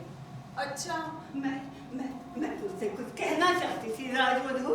तुम्हें बताना चाहती थी कि हम लोग मैं आपका कष्ट समझ रही हूँ। अब भी जो सहायता बन पड़ेगी मैं अवश्य करूंगी। इस समय अनुचर बाहर प्रतीक्षा कर रहे हैं, इसलिए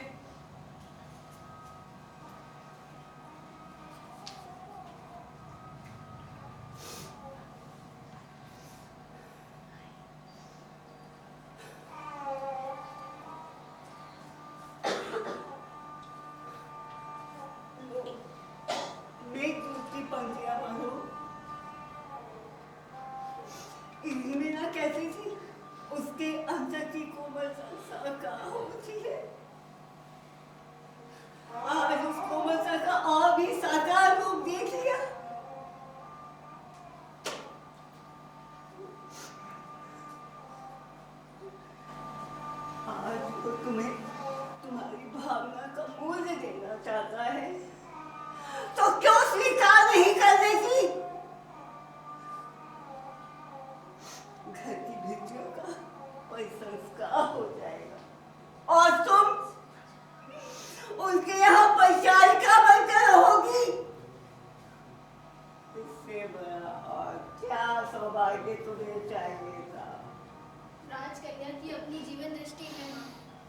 उसके लिए कोई और कैसे उत्तरदायी है? परंतु राजकन्या के यहाँ आने के लिए कौन उत्तरदायी है? निसंदेह वो उस किसी की इच्छा के बिना यहाँ नहीं आई। राज्य के स्थपति घर की भित्तियों का संस्कार कर देंगे।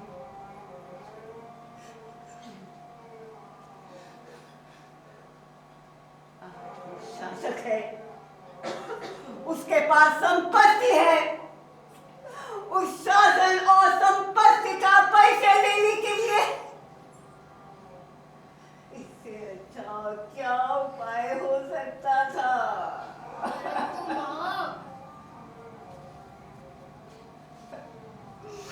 माँ कुछ नहीं जानती, माँ कुछ नहीं समझती, माँ भावना की गहराई तक नहीं जाती। माँ इस तरह सुप्त क्यों हो अंबिका? आज तो सारा ग्राम तुम्हारे सौभाग्य पे तुमसे स्पर्धा कर रहा है। राजकीय पगडोली जब घर में बढ़ती है तो लोग गौरव का अनुभव करते हैं। ऐसा अवसर हर किसी के जीवन में कहाँ आता है? ये अवसर देखने के लिए तो मैंने आज तक का जीवन जिया है।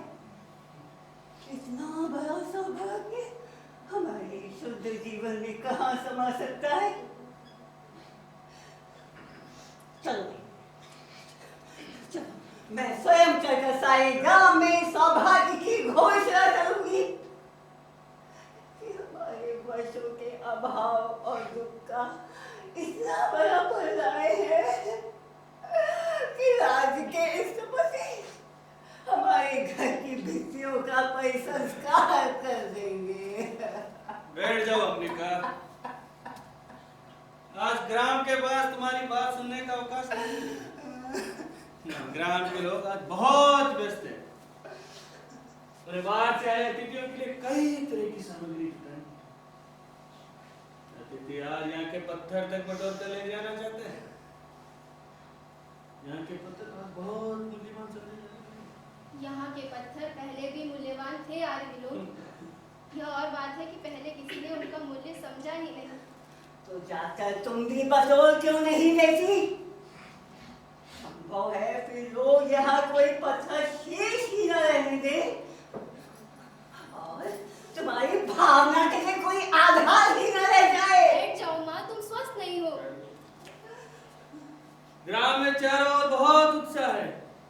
ये दिन इस प्रदेश के जीवन का सबसे बड़ा उत्सव है।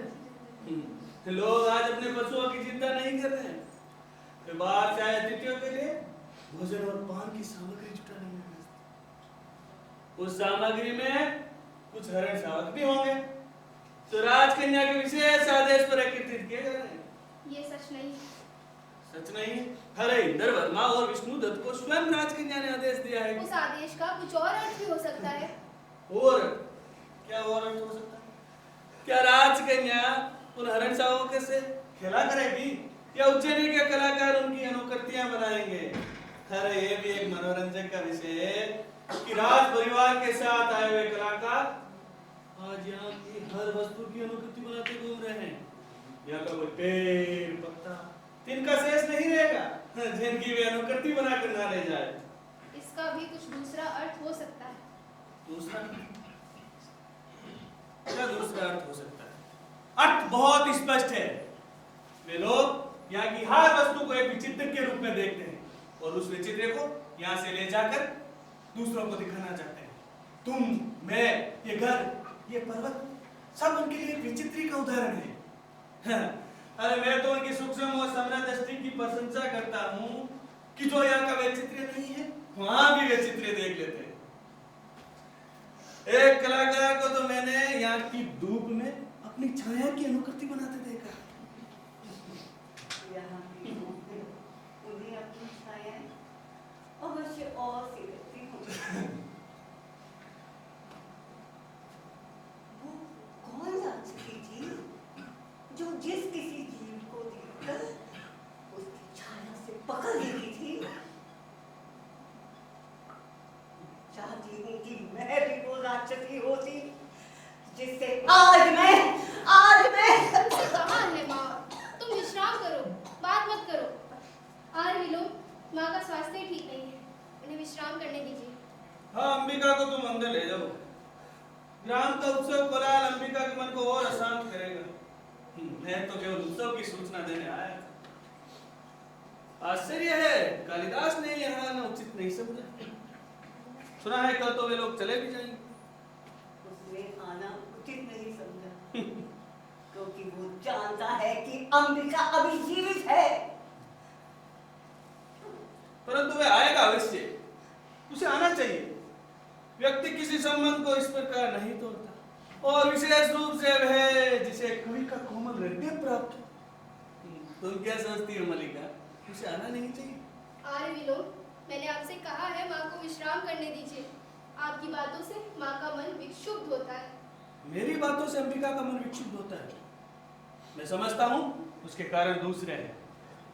अंबिका जानती है किन कारणों से उसका मन विक्षुब्ध होता है। मैं उन कारणों को समझता हूँ, इसलिए बहुत सी बातें हैं जो अंबिका के मन में रहती है, मैं मुख से कह देता हूँ। तुम्हें मेरा यहाँ होना अखर रहा है, मैं जानता हूँ ये कोई नई बात नहीं है, परंतु मैं कुछ समय के लिए यहाँ और रुकना चाहता हूँ। और बस शिखर की ओर से कश्मीर में बातें देख रहा हूँ। संभवतः इस बार कुछ समय के लिए वे यहाँ रुकना चाहे तो मैं भी उनसे कुशल से पूछ लूंगा। मेरी उनसे पुरानी मित्रता जो है। आर्य विलो, उस स्थिति में आपका यहाँ होना किसी भी दृष्टि से उचित नहीं है। आप उनसे मिलना चाहें तो उसके लिए यही एक स्थान नहीं है। परंतु ये स्थान क्या बुरा है? उसके जाने के दिन भी तो हम इसी स्थान पे मिले थे, और वर्षों से उसी स्थान पे मिलने से अंतराल का अनुभव नहीं होगा। आर्य विलो, मैं आपसे अनुरोध करती हूँ आप यहाँ ठहरने का हट न करें। मैं कह रही हूँ आप यहाँ से चले जाएं। ये मेरा घर है और मैं नहीं चाहती आप इस समय मेरे घर में हो। माँ से कहो ये यहाँ से चले जाए। मैं नहीं चाहती कोई ऐसी स्थिति उत्पन्न हो। तुम स्वस्थ नहीं हो और मैं नहीं चाहती तुम्हारे स्वास्थ्य पर विपरीत प्रभाव पड़े। मैं कह रही हूँ आर्य विलो, आप यहाँ से चले जाएं। आप नहीं चाहते। चला जाता हूँ। मैं नहीं चाहता कि मेरे कारण यहाँ कोई अयाचित स्थिति उत्पन्न हो, परंतु क्या अयाचित स्थिति उत्पन्न हो सकती है जान सकता हूँ? क्यों अंबिका, मेरे यहाँ रहने से क्या अयाचित स्थिति उत्पन्न हो जाएगी? मैं जानती थी, आज नहीं तब से ही जानती थी। वो आता तो मुझे आश्चर्य, अब मुझे आश्चर्य नहीं, कोई आश्चर्य नहीं है। प्रसन्नता है कि मैं उसके संबंध में ठीक सोचती थी। जीवन में भावना है, कोमल भावना, बहुत बहुत कोमल भावना।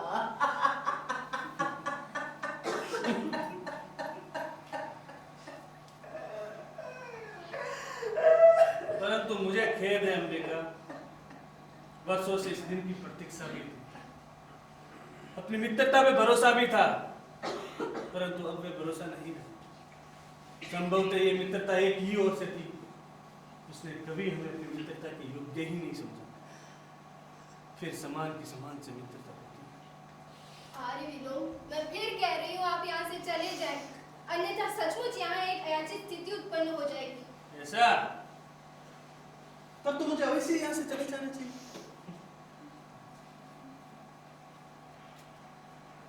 अच्छा अंबिका, मुझे तुम्हारे स्वास्थ्य की बहुत चिंता रहती है। जहाँ तक संभव हो गर्द और मधु का सेवन किया करो। मैंने अभी अभी नया मधु निकाला, आवश्यकता हो तो हमें मधु की आवश्यकता नहीं है। हमारे घर में मधु पर्याप्त मात्रा में है। ऐसा? अच्छा अंबिका, परंतु मधु की आवश्यकता बढ़ भी जाए तो संकोच मत करना।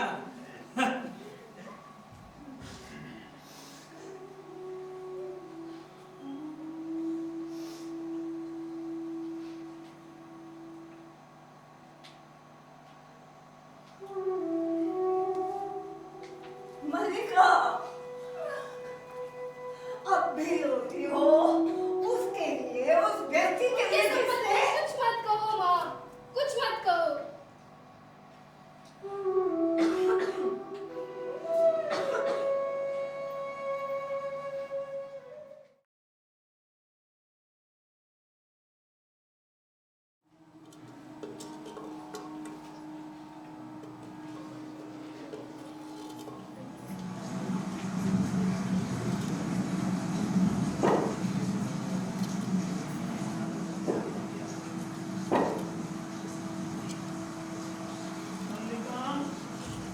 कौन है?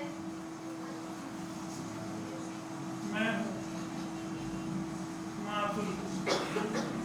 देखो वर्षा में मातुल की क्या दुर्गति है। अरे मातुल, आप इस वर्षा में?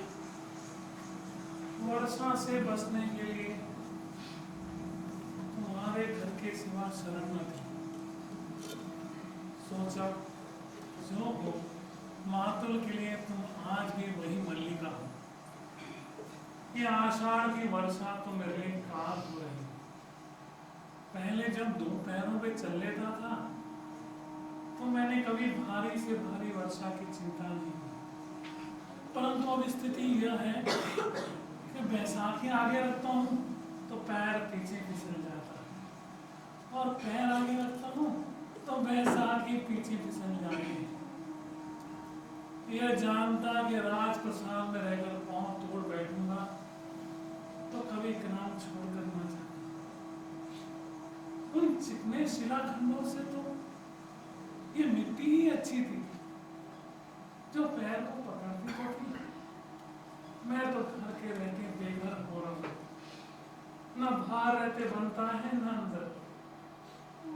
उन श्वेत शिलाखंडों के स्मरण से ही मुझे प्रसाद का स्मरण हुआ है, जहाँ रहकर एक पांव तोड़ा है। खड़े रहने में कष्ट होगा, आसन ले लीजिए।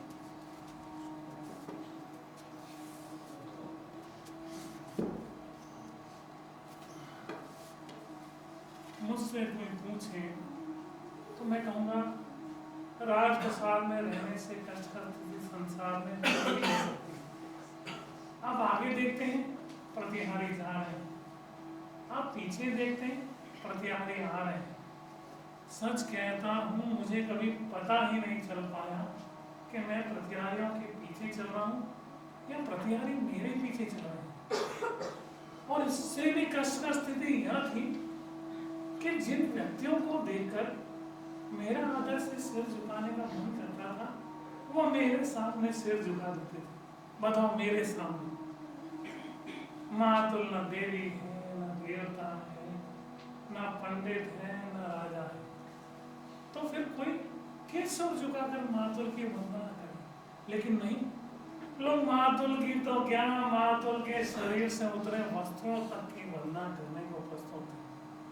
और मैं बार बार स्वयं को झुककर देख रहा कि मेरा शरीर हाड़ मांस का ही है या चिकने पत्थर का हो गया है, जैसा मंदिरों में देवी देवताओं का होता है।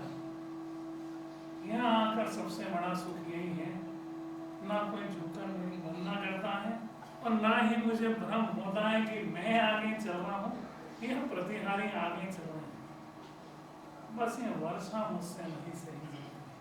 वस्त्र सुखाने के लिए आग जला दूं? तुमने घर की क्या अवस्था कर रखी है? अंबिका के न रहने से घर की व्यवस्था ही नहीं है।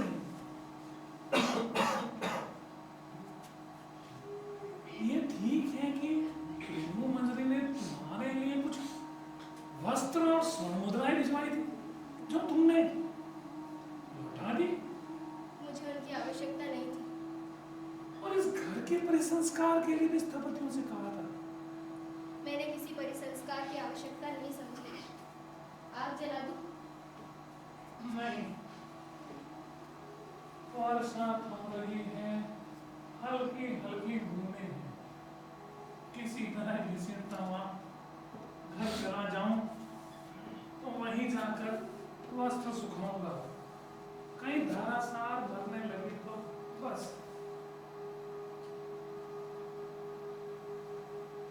तुमने कश्मीर का समाचार सुना है? मैं हर समय घर में ही रहती हूँ, कहीं का भी समाचार कैसे सुन सकती हूँ? मैंने सुना, परंतु विश्वास नहीं होता और होता भी है। राजनीति में कुछ भी असंभव नहीं। जितना संभव है ऐसा हो, उतना ही संभव है ऐसा न हो, और यह भी संभव है जो हो वह न हो। परंतु समाचार क्या है? समाचार यह है कि सम्राट का निधन हो गया है और कश्मीर में विद्रोही शक्तियां सिर उठा रही हैं। वहीं से आए एक सैनिक का कहना है कि कालिदास ने कश्मीर छोड़ दिया। उन्होंने कश्मीर छोड़ दिया है और अब पुनः उज्जैनी चले गए? नहीं, उज्जैनी नहीं गया। वहां के लोगों का तो कहना है कि उसने संन्यास ले लिया और काशी चला गया। परंतु मुझे विश्वास नहीं होता। उसका राजधानी में इतना मान है, यदि कश्मीर में रहना संभव नहीं था तो उसे सीधे राजधानी चले आना चाहिए था, परंतु असंभव भी नहीं। एक राजनीतिक जीवन और दूसरे कालिदास, मैं आज तक दोनों में से किसी की दूरी नहीं पहचान पाया। मैं समझता हूं जो कुछ मैं समझ पाता हूं सत्य सदा उसके विपरीत होता है, और जब मैं उस विपरीत तक पहुंचने लगता हूं तो सत्य उस विपरीत के विपरीत हो जाता है। अतः जो कुछ मैं समझ पाता हूं वह सारा झूठ होता है। अब इससे तुम निष्कर्ष निकाल लो कि सत्य क्या हो सकता है। उसने संन्यास ले लिया है या नहीं लिया? मैं समझता हूं उसने संन्यास ले लिया। अतः सत्य यही होना चाहिए कि उसने संन्यास ले लिया। नहीं, और इससे तुम ये सत्य नहीं हो सकता। मेरा हृदय से स्वीकार नहीं करता। मैंने तुमसे क्या कहा था कि मैं जो कहूंगा वो कभी सत्य होता नहीं, इसलिए मैं कुछ नहीं कहता। वो काशी गया है तो भी मैं झूठा, नहीं गया तो भी मैं झूठा। ये तो ठीक है।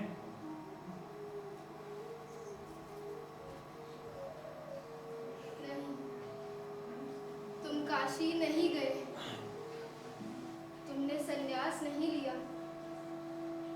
मैंने इसीलिए तुम्हें यहाँ से जाने के लिए नहीं कहा था। मैंने इसीलिए भी नहीं कहा था कि तुम कहीं कर जाकर शासन भार संभालो। फिर भी जब तुमने ऐसा किया, मैंने तुम्हें शुभकामनाएं दी। यद्यपि प्रत्यक्ष तुमने वे शुभकामनाएं ग्रहण नहीं की।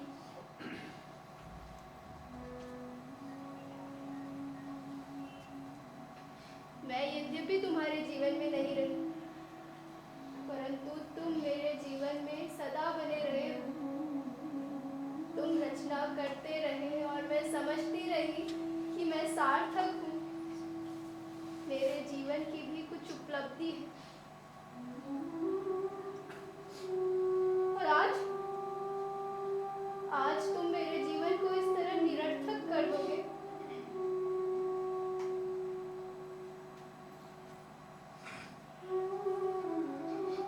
तुम जीवन से तटस्थ हो सकते हो, परंतु मैं तो अब तटस्थ नहीं हो सकती। क्या जीवन को तुम मेरी दृष्टि से देख सकते हो? जानते हो मेरे जीवन के ये वर्ष कैसे व्यतीत हुए?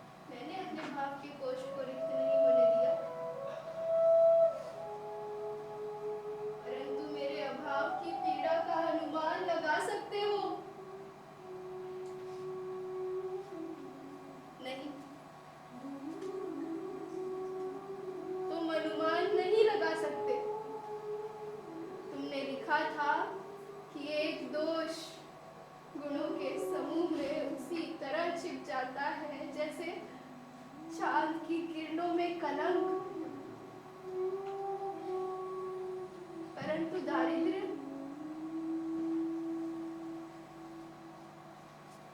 दारिद्र्य नहीं छिपता। 100 गुणों में भी नहीं छिपता, छिपता ही नहीं, 100 गुणों को छा लेता है, एक एक करके नष्ट कर देता है।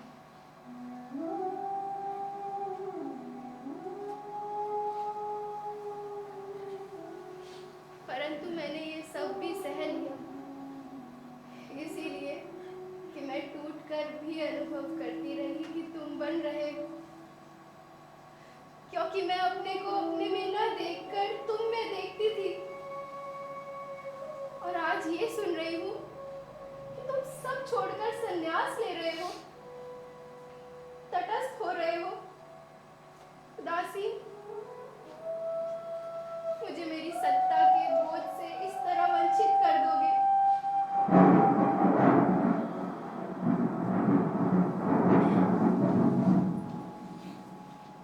वही आषाढ़ का दिन, उसी तरह सूरज नए, वही मैं उसी घर में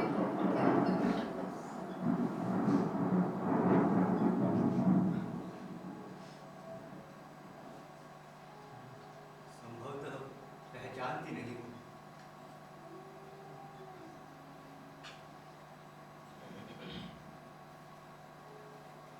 और न पहचानना ही स्वाभाविक, क्योंकि मैं वो व्यक्ति नहीं हूं जिसे तुम पहचानती रही हो, दूसरा व्यक्ति हूं। और सच कहूं तो वो व्यक्ति हूं जिसे मैं स्वयं। तुम इस तरह जड़ सी क्यों खड़ी हो? मुझे देखकर बहुत आश्चर्य हुआ। आश्चर्य? मुझे विश्वास ही नहीं हो रहा कि तुम हो और मैं जो तुम्हें देख रही हूँ। देख रहा हूं कि तुम भी वो नहीं हो। सब कुछ बदल गया। क्या संभव है कि परिवर्तन केवल मेरी दृष्टि में हुआ है? मुझे विश्वास नहीं होता कि ये स्वप्न नहीं, स्वप्न नहीं, यथार्थ है कि मैं यहाँ हूँ। दिनों की यात्रा करके थका टूटा हारा हुआ यहाँ आया। एक बार यहाँ के यथार्थ को देखो। बहुत भीग गए हो, मेरे यहाँ सूखे मेरे भीगे होने की चिंता मत करो। जानती हो, इस तरह भीगना भी जीवन की एक महत्वाकांक्षा हो सकती है। वर्षों बाद भीगा हूँ, कभी सूखना नहीं चाहता। चलते चलते बहुत थक गया था। कई दिन ज्वर आता रहा, परंतु इस वर्षा से जैसे सारी थकान मिट गई। बहुत थक गए हो। थक गया था, अब भी थका हूँ, परंतु इस वर्षा ने थकान कम कर दी। तुम सचमुच पहचाने नहीं जाते। और तुम ही कहाँ पहचानी जाती हो? ये घर भी कितना बदल गया, और मैं आशा कर रहा था कि सब कुछ वैसा ही होगा, ज्यों का त्यों, यथास्थान। पर कुछ भी तो यथास्थान नहीं है। तुमने सब कुछ बदल दिया, सभी कुछ बदल दिया। मैंने नहीं बदला। जानता हूँ तुमने नहीं बदला। अरे तुम मल्लिका, मैंने कभी नहीं सोचा था कि ये घर मुझे कभी अपरिचित भी लग सकता है। यहाँ की प्रत्येक वस्तु का स्थान और विन्यास इतना निश्चित था, परंतु आज सब कुछ अपरिचित लग रहा है। और तुम भी अपरिचित लग रही हो। इसलिए कहता हूँ कि दृश्य उतना नहीं बदला जितना मेरी दृष्टि बदल गई। थके हो, बैठ जाओ। बहुत दिन इधर उधर भटकने के बाद यहाँ आया हूँ। कश्मीर जाते हुए जिस कारण से नहीं आया था, उसी कारण से आया हूँ। अरे माँ, तुमसे आज ही पता चला कि तुमने कश्मीर छोड़ दिया है। हाँ, क्योंकि सत्ता और प्रभुता का मोह छूट गया है। आज मैं सबसे मुक्त हूँ जो वर्षों से मुझे खसता रहा। कश्मीर में लोग समझते हैं कि मैंने संन्यास ले लिया। मैंने संन्यास नहीं लिया।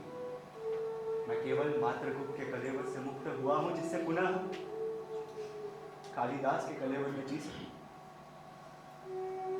एक आकर्षण सदा मुझे उस सूत्र की ओर खींचता रहा है जिसे तोड़कर मैं यहाँ से चला गया। यहाँ की प्रत्येक वस्तु में जो आत्मीयता थी वो यहाँ से जाकर मुझे कहीं नहीं मिली।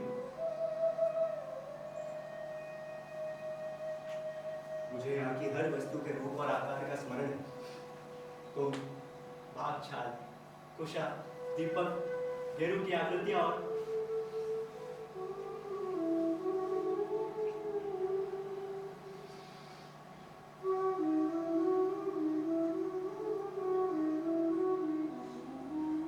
तुम्हारी आंखें, जाने के दिन तुम्हारी आंखों का जो रूप देखा था वो आज तक मेरी स्मृति में अंकित है। मैं अपने को विश्वास दिलाता रहा हूं कि जब कभी मैं यहाँ लौट कर आऊं यहाँ सब कुछ वैसा ही होगा। द्वार बंद रहने दो। तुम जो बात कह रहे थे कहते रहो। एक तो लोग कौन आया है?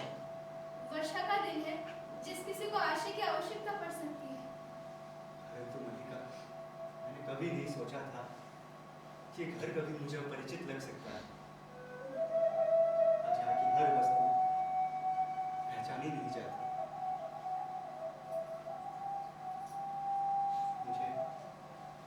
मुझे वर्षों पहले यहाँ लौट आना चाहिए था मल्लिका, वर्षों पहले यहाँ लौट आना चाहिए था।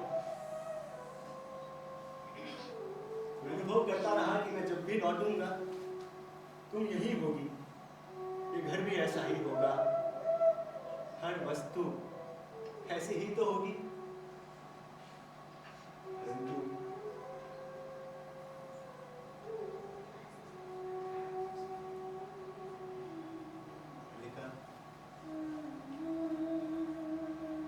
मैंने बहुत बार अपने संबंध में सोचा है मल्लिका, और हर बार इस निष्कर्ष पर पहुंचा हूं कि अंबिका ठीक कहती थी।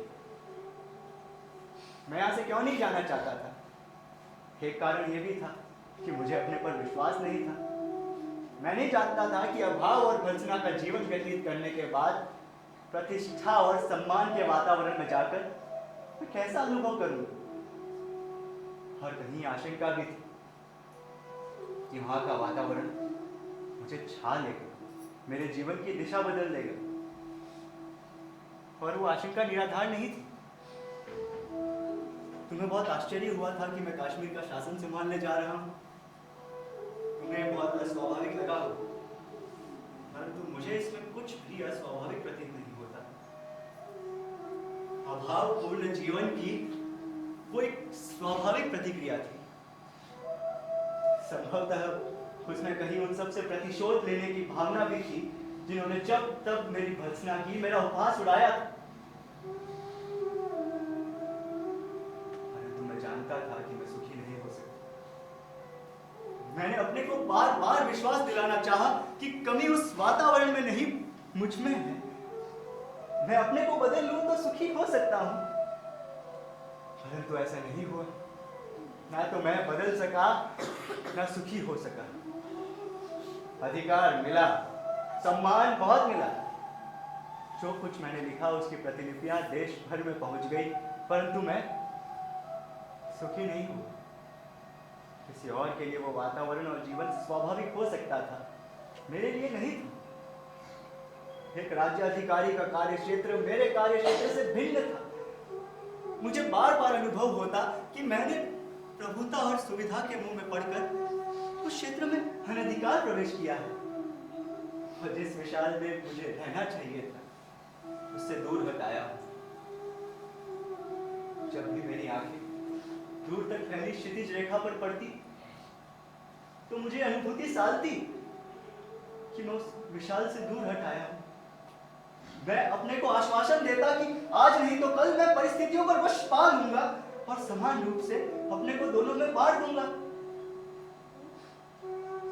परंतु मैं स्वयं ही परिस्थितियों के हाथों बनता और चालित होता, और जिस कल की मुझे प्रतीक्षा थी वो कल कभी नहीं आया, और मैं धीरे धीरे खंडित होता गया। और एक दिन मैंने पाया कि मैं सर्वथा टूट गया हूं। वो व्यक्ति नहीं हूं जिसका उस विशाल के साथ कुछ भी संबंध था। कश्मीर जाते हुए मैं यहां से होकर नहीं जाना चाहता था। मुझे लगता था कि ये प्रदेश, यहाँ की पर्वत श्रृंखला, ये उपत्यकाएं मेरे सामने एक मूक प्रश्न का रूप ले लेंगी। फिर भी लोभ का संवरण नहीं हुआ। परंतु उस बार मैं यहाँ आकर सुखी नहीं हुआ। मुझे अपने से वितृष्णा हुई, उनसे भी वितृष्णा हुई जिन्होंने मेरे आने के दिन को एक उत्सव की तरह माना। तब ये पहली बार हुआ कि मेरा मन मुक्ति के लिए व्याकुल हुआ था, परंतु उस समय मुक्त होना भी संभव नहीं था। मैं तब तुमसे मिलने के लिए नहीं आया क्योंकि भय था तुम्हारी आखिर मेरे अस्थिर मन को और अस्थिर कर देंगी। मैं इससे बचना चाहता था, उसका कुछ भी परिणाम हो सकता था। जानता था कि तुम पर उसकी क्या प्रक्रिया होगी, दूसरे तुमसे क्या कहेंगे, फिर भी निश्चिंत था कि तुम अपने मन में वैसा कोई भाव नहीं आने दोगे। और मैं ये आशा लिए हुए चला गया कि एक न एक दिन तुमसे ये सब कह सकूंगा, तुम्हें अपने मन के द्वंद्व का विश्वास दिला सकूंगा। ये नहीं सोचा कि द्वंद्व एक ही व्यक्ति तक सीमित नहीं रहता, परिवर्तन एक ही दिशा को व्याप्त नहीं करता। इसलिए आज यहाँ आकर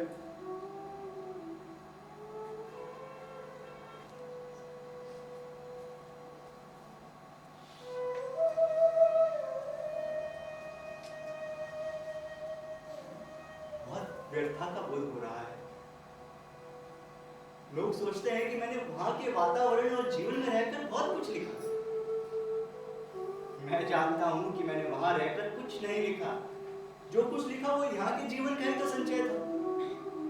कुमार संभव की पृष्ठभूमि ये हिमालय है और तपस्विनी उमा।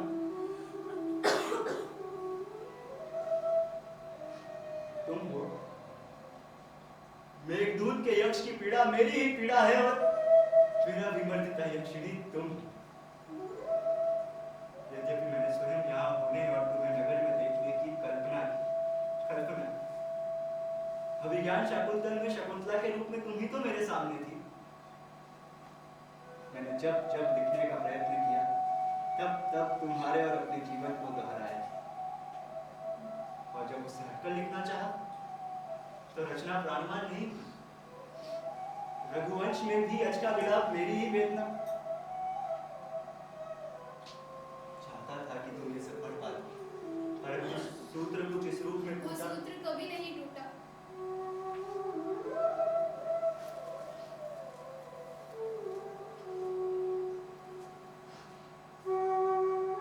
मेघदूत, तुम्हारे पास मेघदूत की प्रतिलिपि कैसे पहुंची? मेरे पास तुम्हारी सब रचनाएं।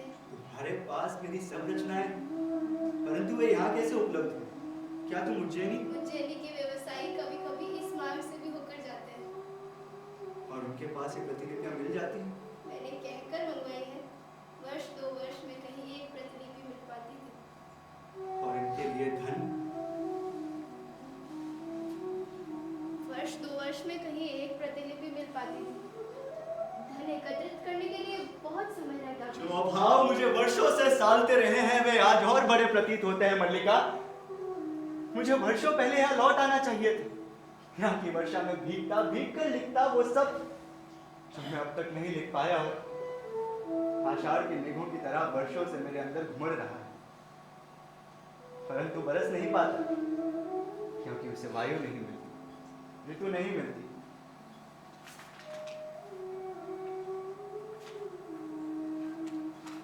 ये मेघदूत की प्रतिलिपि के बाद ये कौन सी रचना है?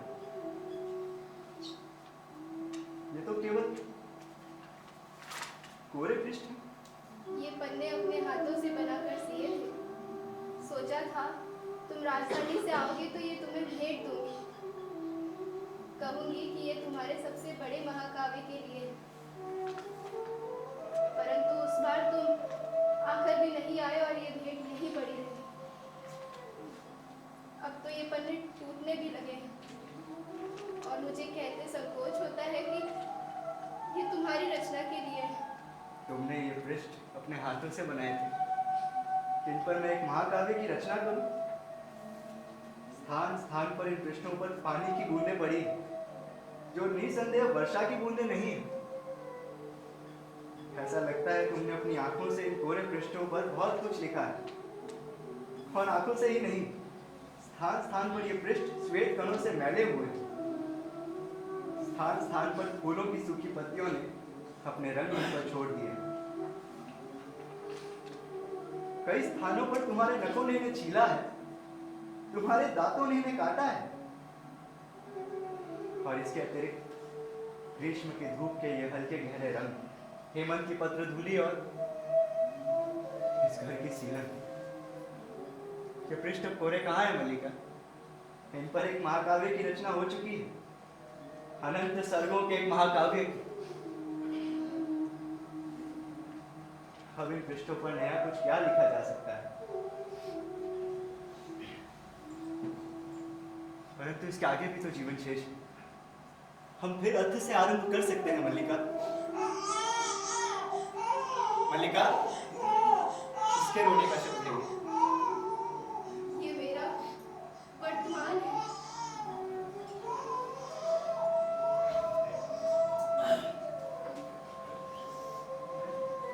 तुम्हारा वर्तमान?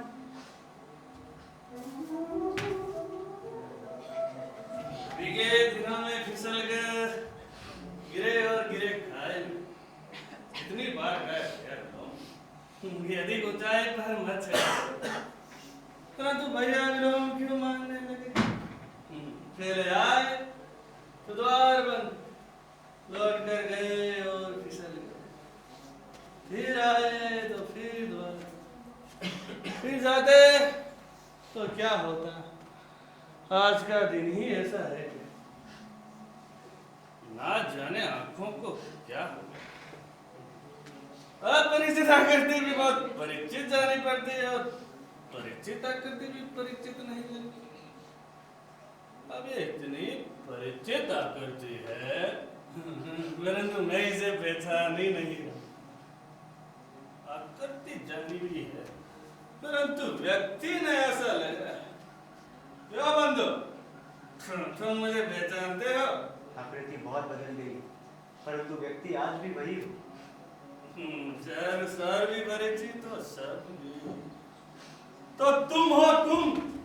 अरे गिरने और चोट खाने का सारा कष्ट दूर हो गया। आओ, गले नहीं मिलोगे? क्योंकि मेरा शरीर मेला है या मुझे इसे घृणा है, परंतु इस तरह तुम्हारा और मेरा संबंध नहीं टूट सकता। तुमने कहा था ना कि हम दोनों एक दूसरे के बहुत निकट बढ़ते। मैंने इन वर्षों में उस निकटता में अंतर नहीं आने दिया। क्यों मल्लिका, मैं ठीक नहीं कह रहा? तुम स्तंभित से क्यों खड़ी हो? विलोम अब तो इस घर में आया चितती नहीं, अब तो मैं अधिकार से आता है। अब तो मैं कालिदास का स्वागत और आतिथ्य भी कर सकता है। कहोगे कितनी आकस्मिक बात है कि तब भी मुझसे इसी घर में भेंट हुई थी और आज भी यही। सच मानो तो ये कोई आकस्मिक बात नहीं। तुम जब भी आते हो हमारी भेंट यही होती। मल्लिका, तुमने कालिदास के आतिथ्य का उपक्रम नहीं किया। वर्षों के बाद एक अतिथि इस घर में आया। जानती हो कालिदास को इस प्रदेश के हर इंसान से कितना मोह है। एक हरिण सावक इस घर में भी है। तुमने मल्लिका की बच्ची को नहीं देखा? उसकी आंखें किसी हरिण सावक से कम सुंदर नहीं है।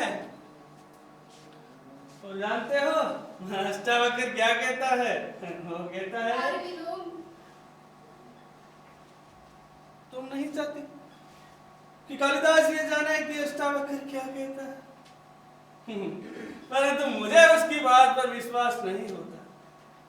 इसलिए संभवतः कालिदास ही देखकर बता सके कि बच्ची की आकृति सचमुच विलोम से मिलती है या। चलो देखोगे? यहाँ से चले जाओ विलोम।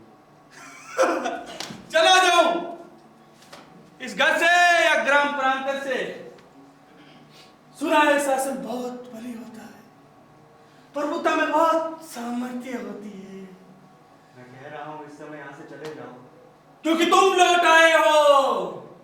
वर्षों से छोड़ी हुई भूमि आज तुम्हें अपनी प्रतीत होने लगी, क्योंकि तुम्हारा अधिकार शाश्वत है। तुमसे बात जैसे जीवन की गति ही नहीं है। तुम ही तुम हो और कोई नहीं। परंतु समय निर्दय नहीं है, उसने औरों को भी सत्ता दी है, अधिकार दिए हैं। वे धूप और नैवेद्य लिए किसी घर की दहलीज पे रुका नहीं रहा। उसने औरों को भी अवसर दिया है, निर्माण किया है। तुम्हें उसके निर्माण से वितृष्णा होती है, क्योंकि तुम जहां अपने को देखना चाहते हो नहीं देख पा रहे हो। तुम कह रहे हो कि मैं इस समय यहां से चला जाऊं। मैं चला जाता हूं, परंतु इसलिए नहीं कि तुम मुझे आदेश दे रहे हो, इसलिए कि तुम आज यहाँ अतिथि हो और अतिथि की इच्छा का मान होना चाहिए। देखना मलिका, कालिदास के आतिथ्य में कोई कमी ना रहे। वर्षों के बाद एक अतिथि इस घर में आया, ना जाने फिर कभी आए ना आए, आए ना आए।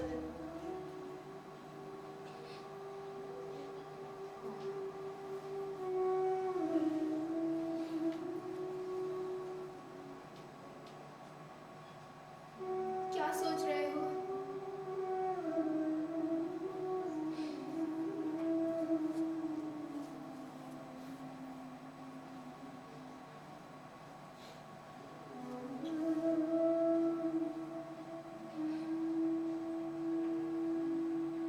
सोच रहा हूँ कि वो भी आषाढ़ का ऐसा ही दिन था।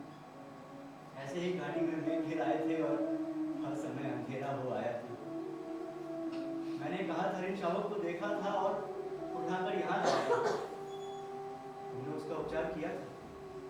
और भी तो कुछ सोच रहे हो? और देख रहा हूँ कि उपत्यकाओं का विस्तार वही, पर्वत शिखरों वाला मार्ग भी तो वही है। वायु में वैसी ही नमी है और वातावरण की दुनिया भी वैसी ही है। और कि वही चेतना है जिसमें कंपन होता है, वही हृदय है जिसमें आवेश जानता है। परंतु ये गोरे पृष्ठों का महाकाव्य तब नहीं लिखा गया। तुम फिर अंत से आरंभ की बात कह रहे थे। अर्थ से आरंभ? मैंने अर्थ से आरंभ की बात कही थी। संभवतः इच्छा का समय के साथ बन और देख रहा हूं कि समय अधिक शक्तिशाली है, क्योंकि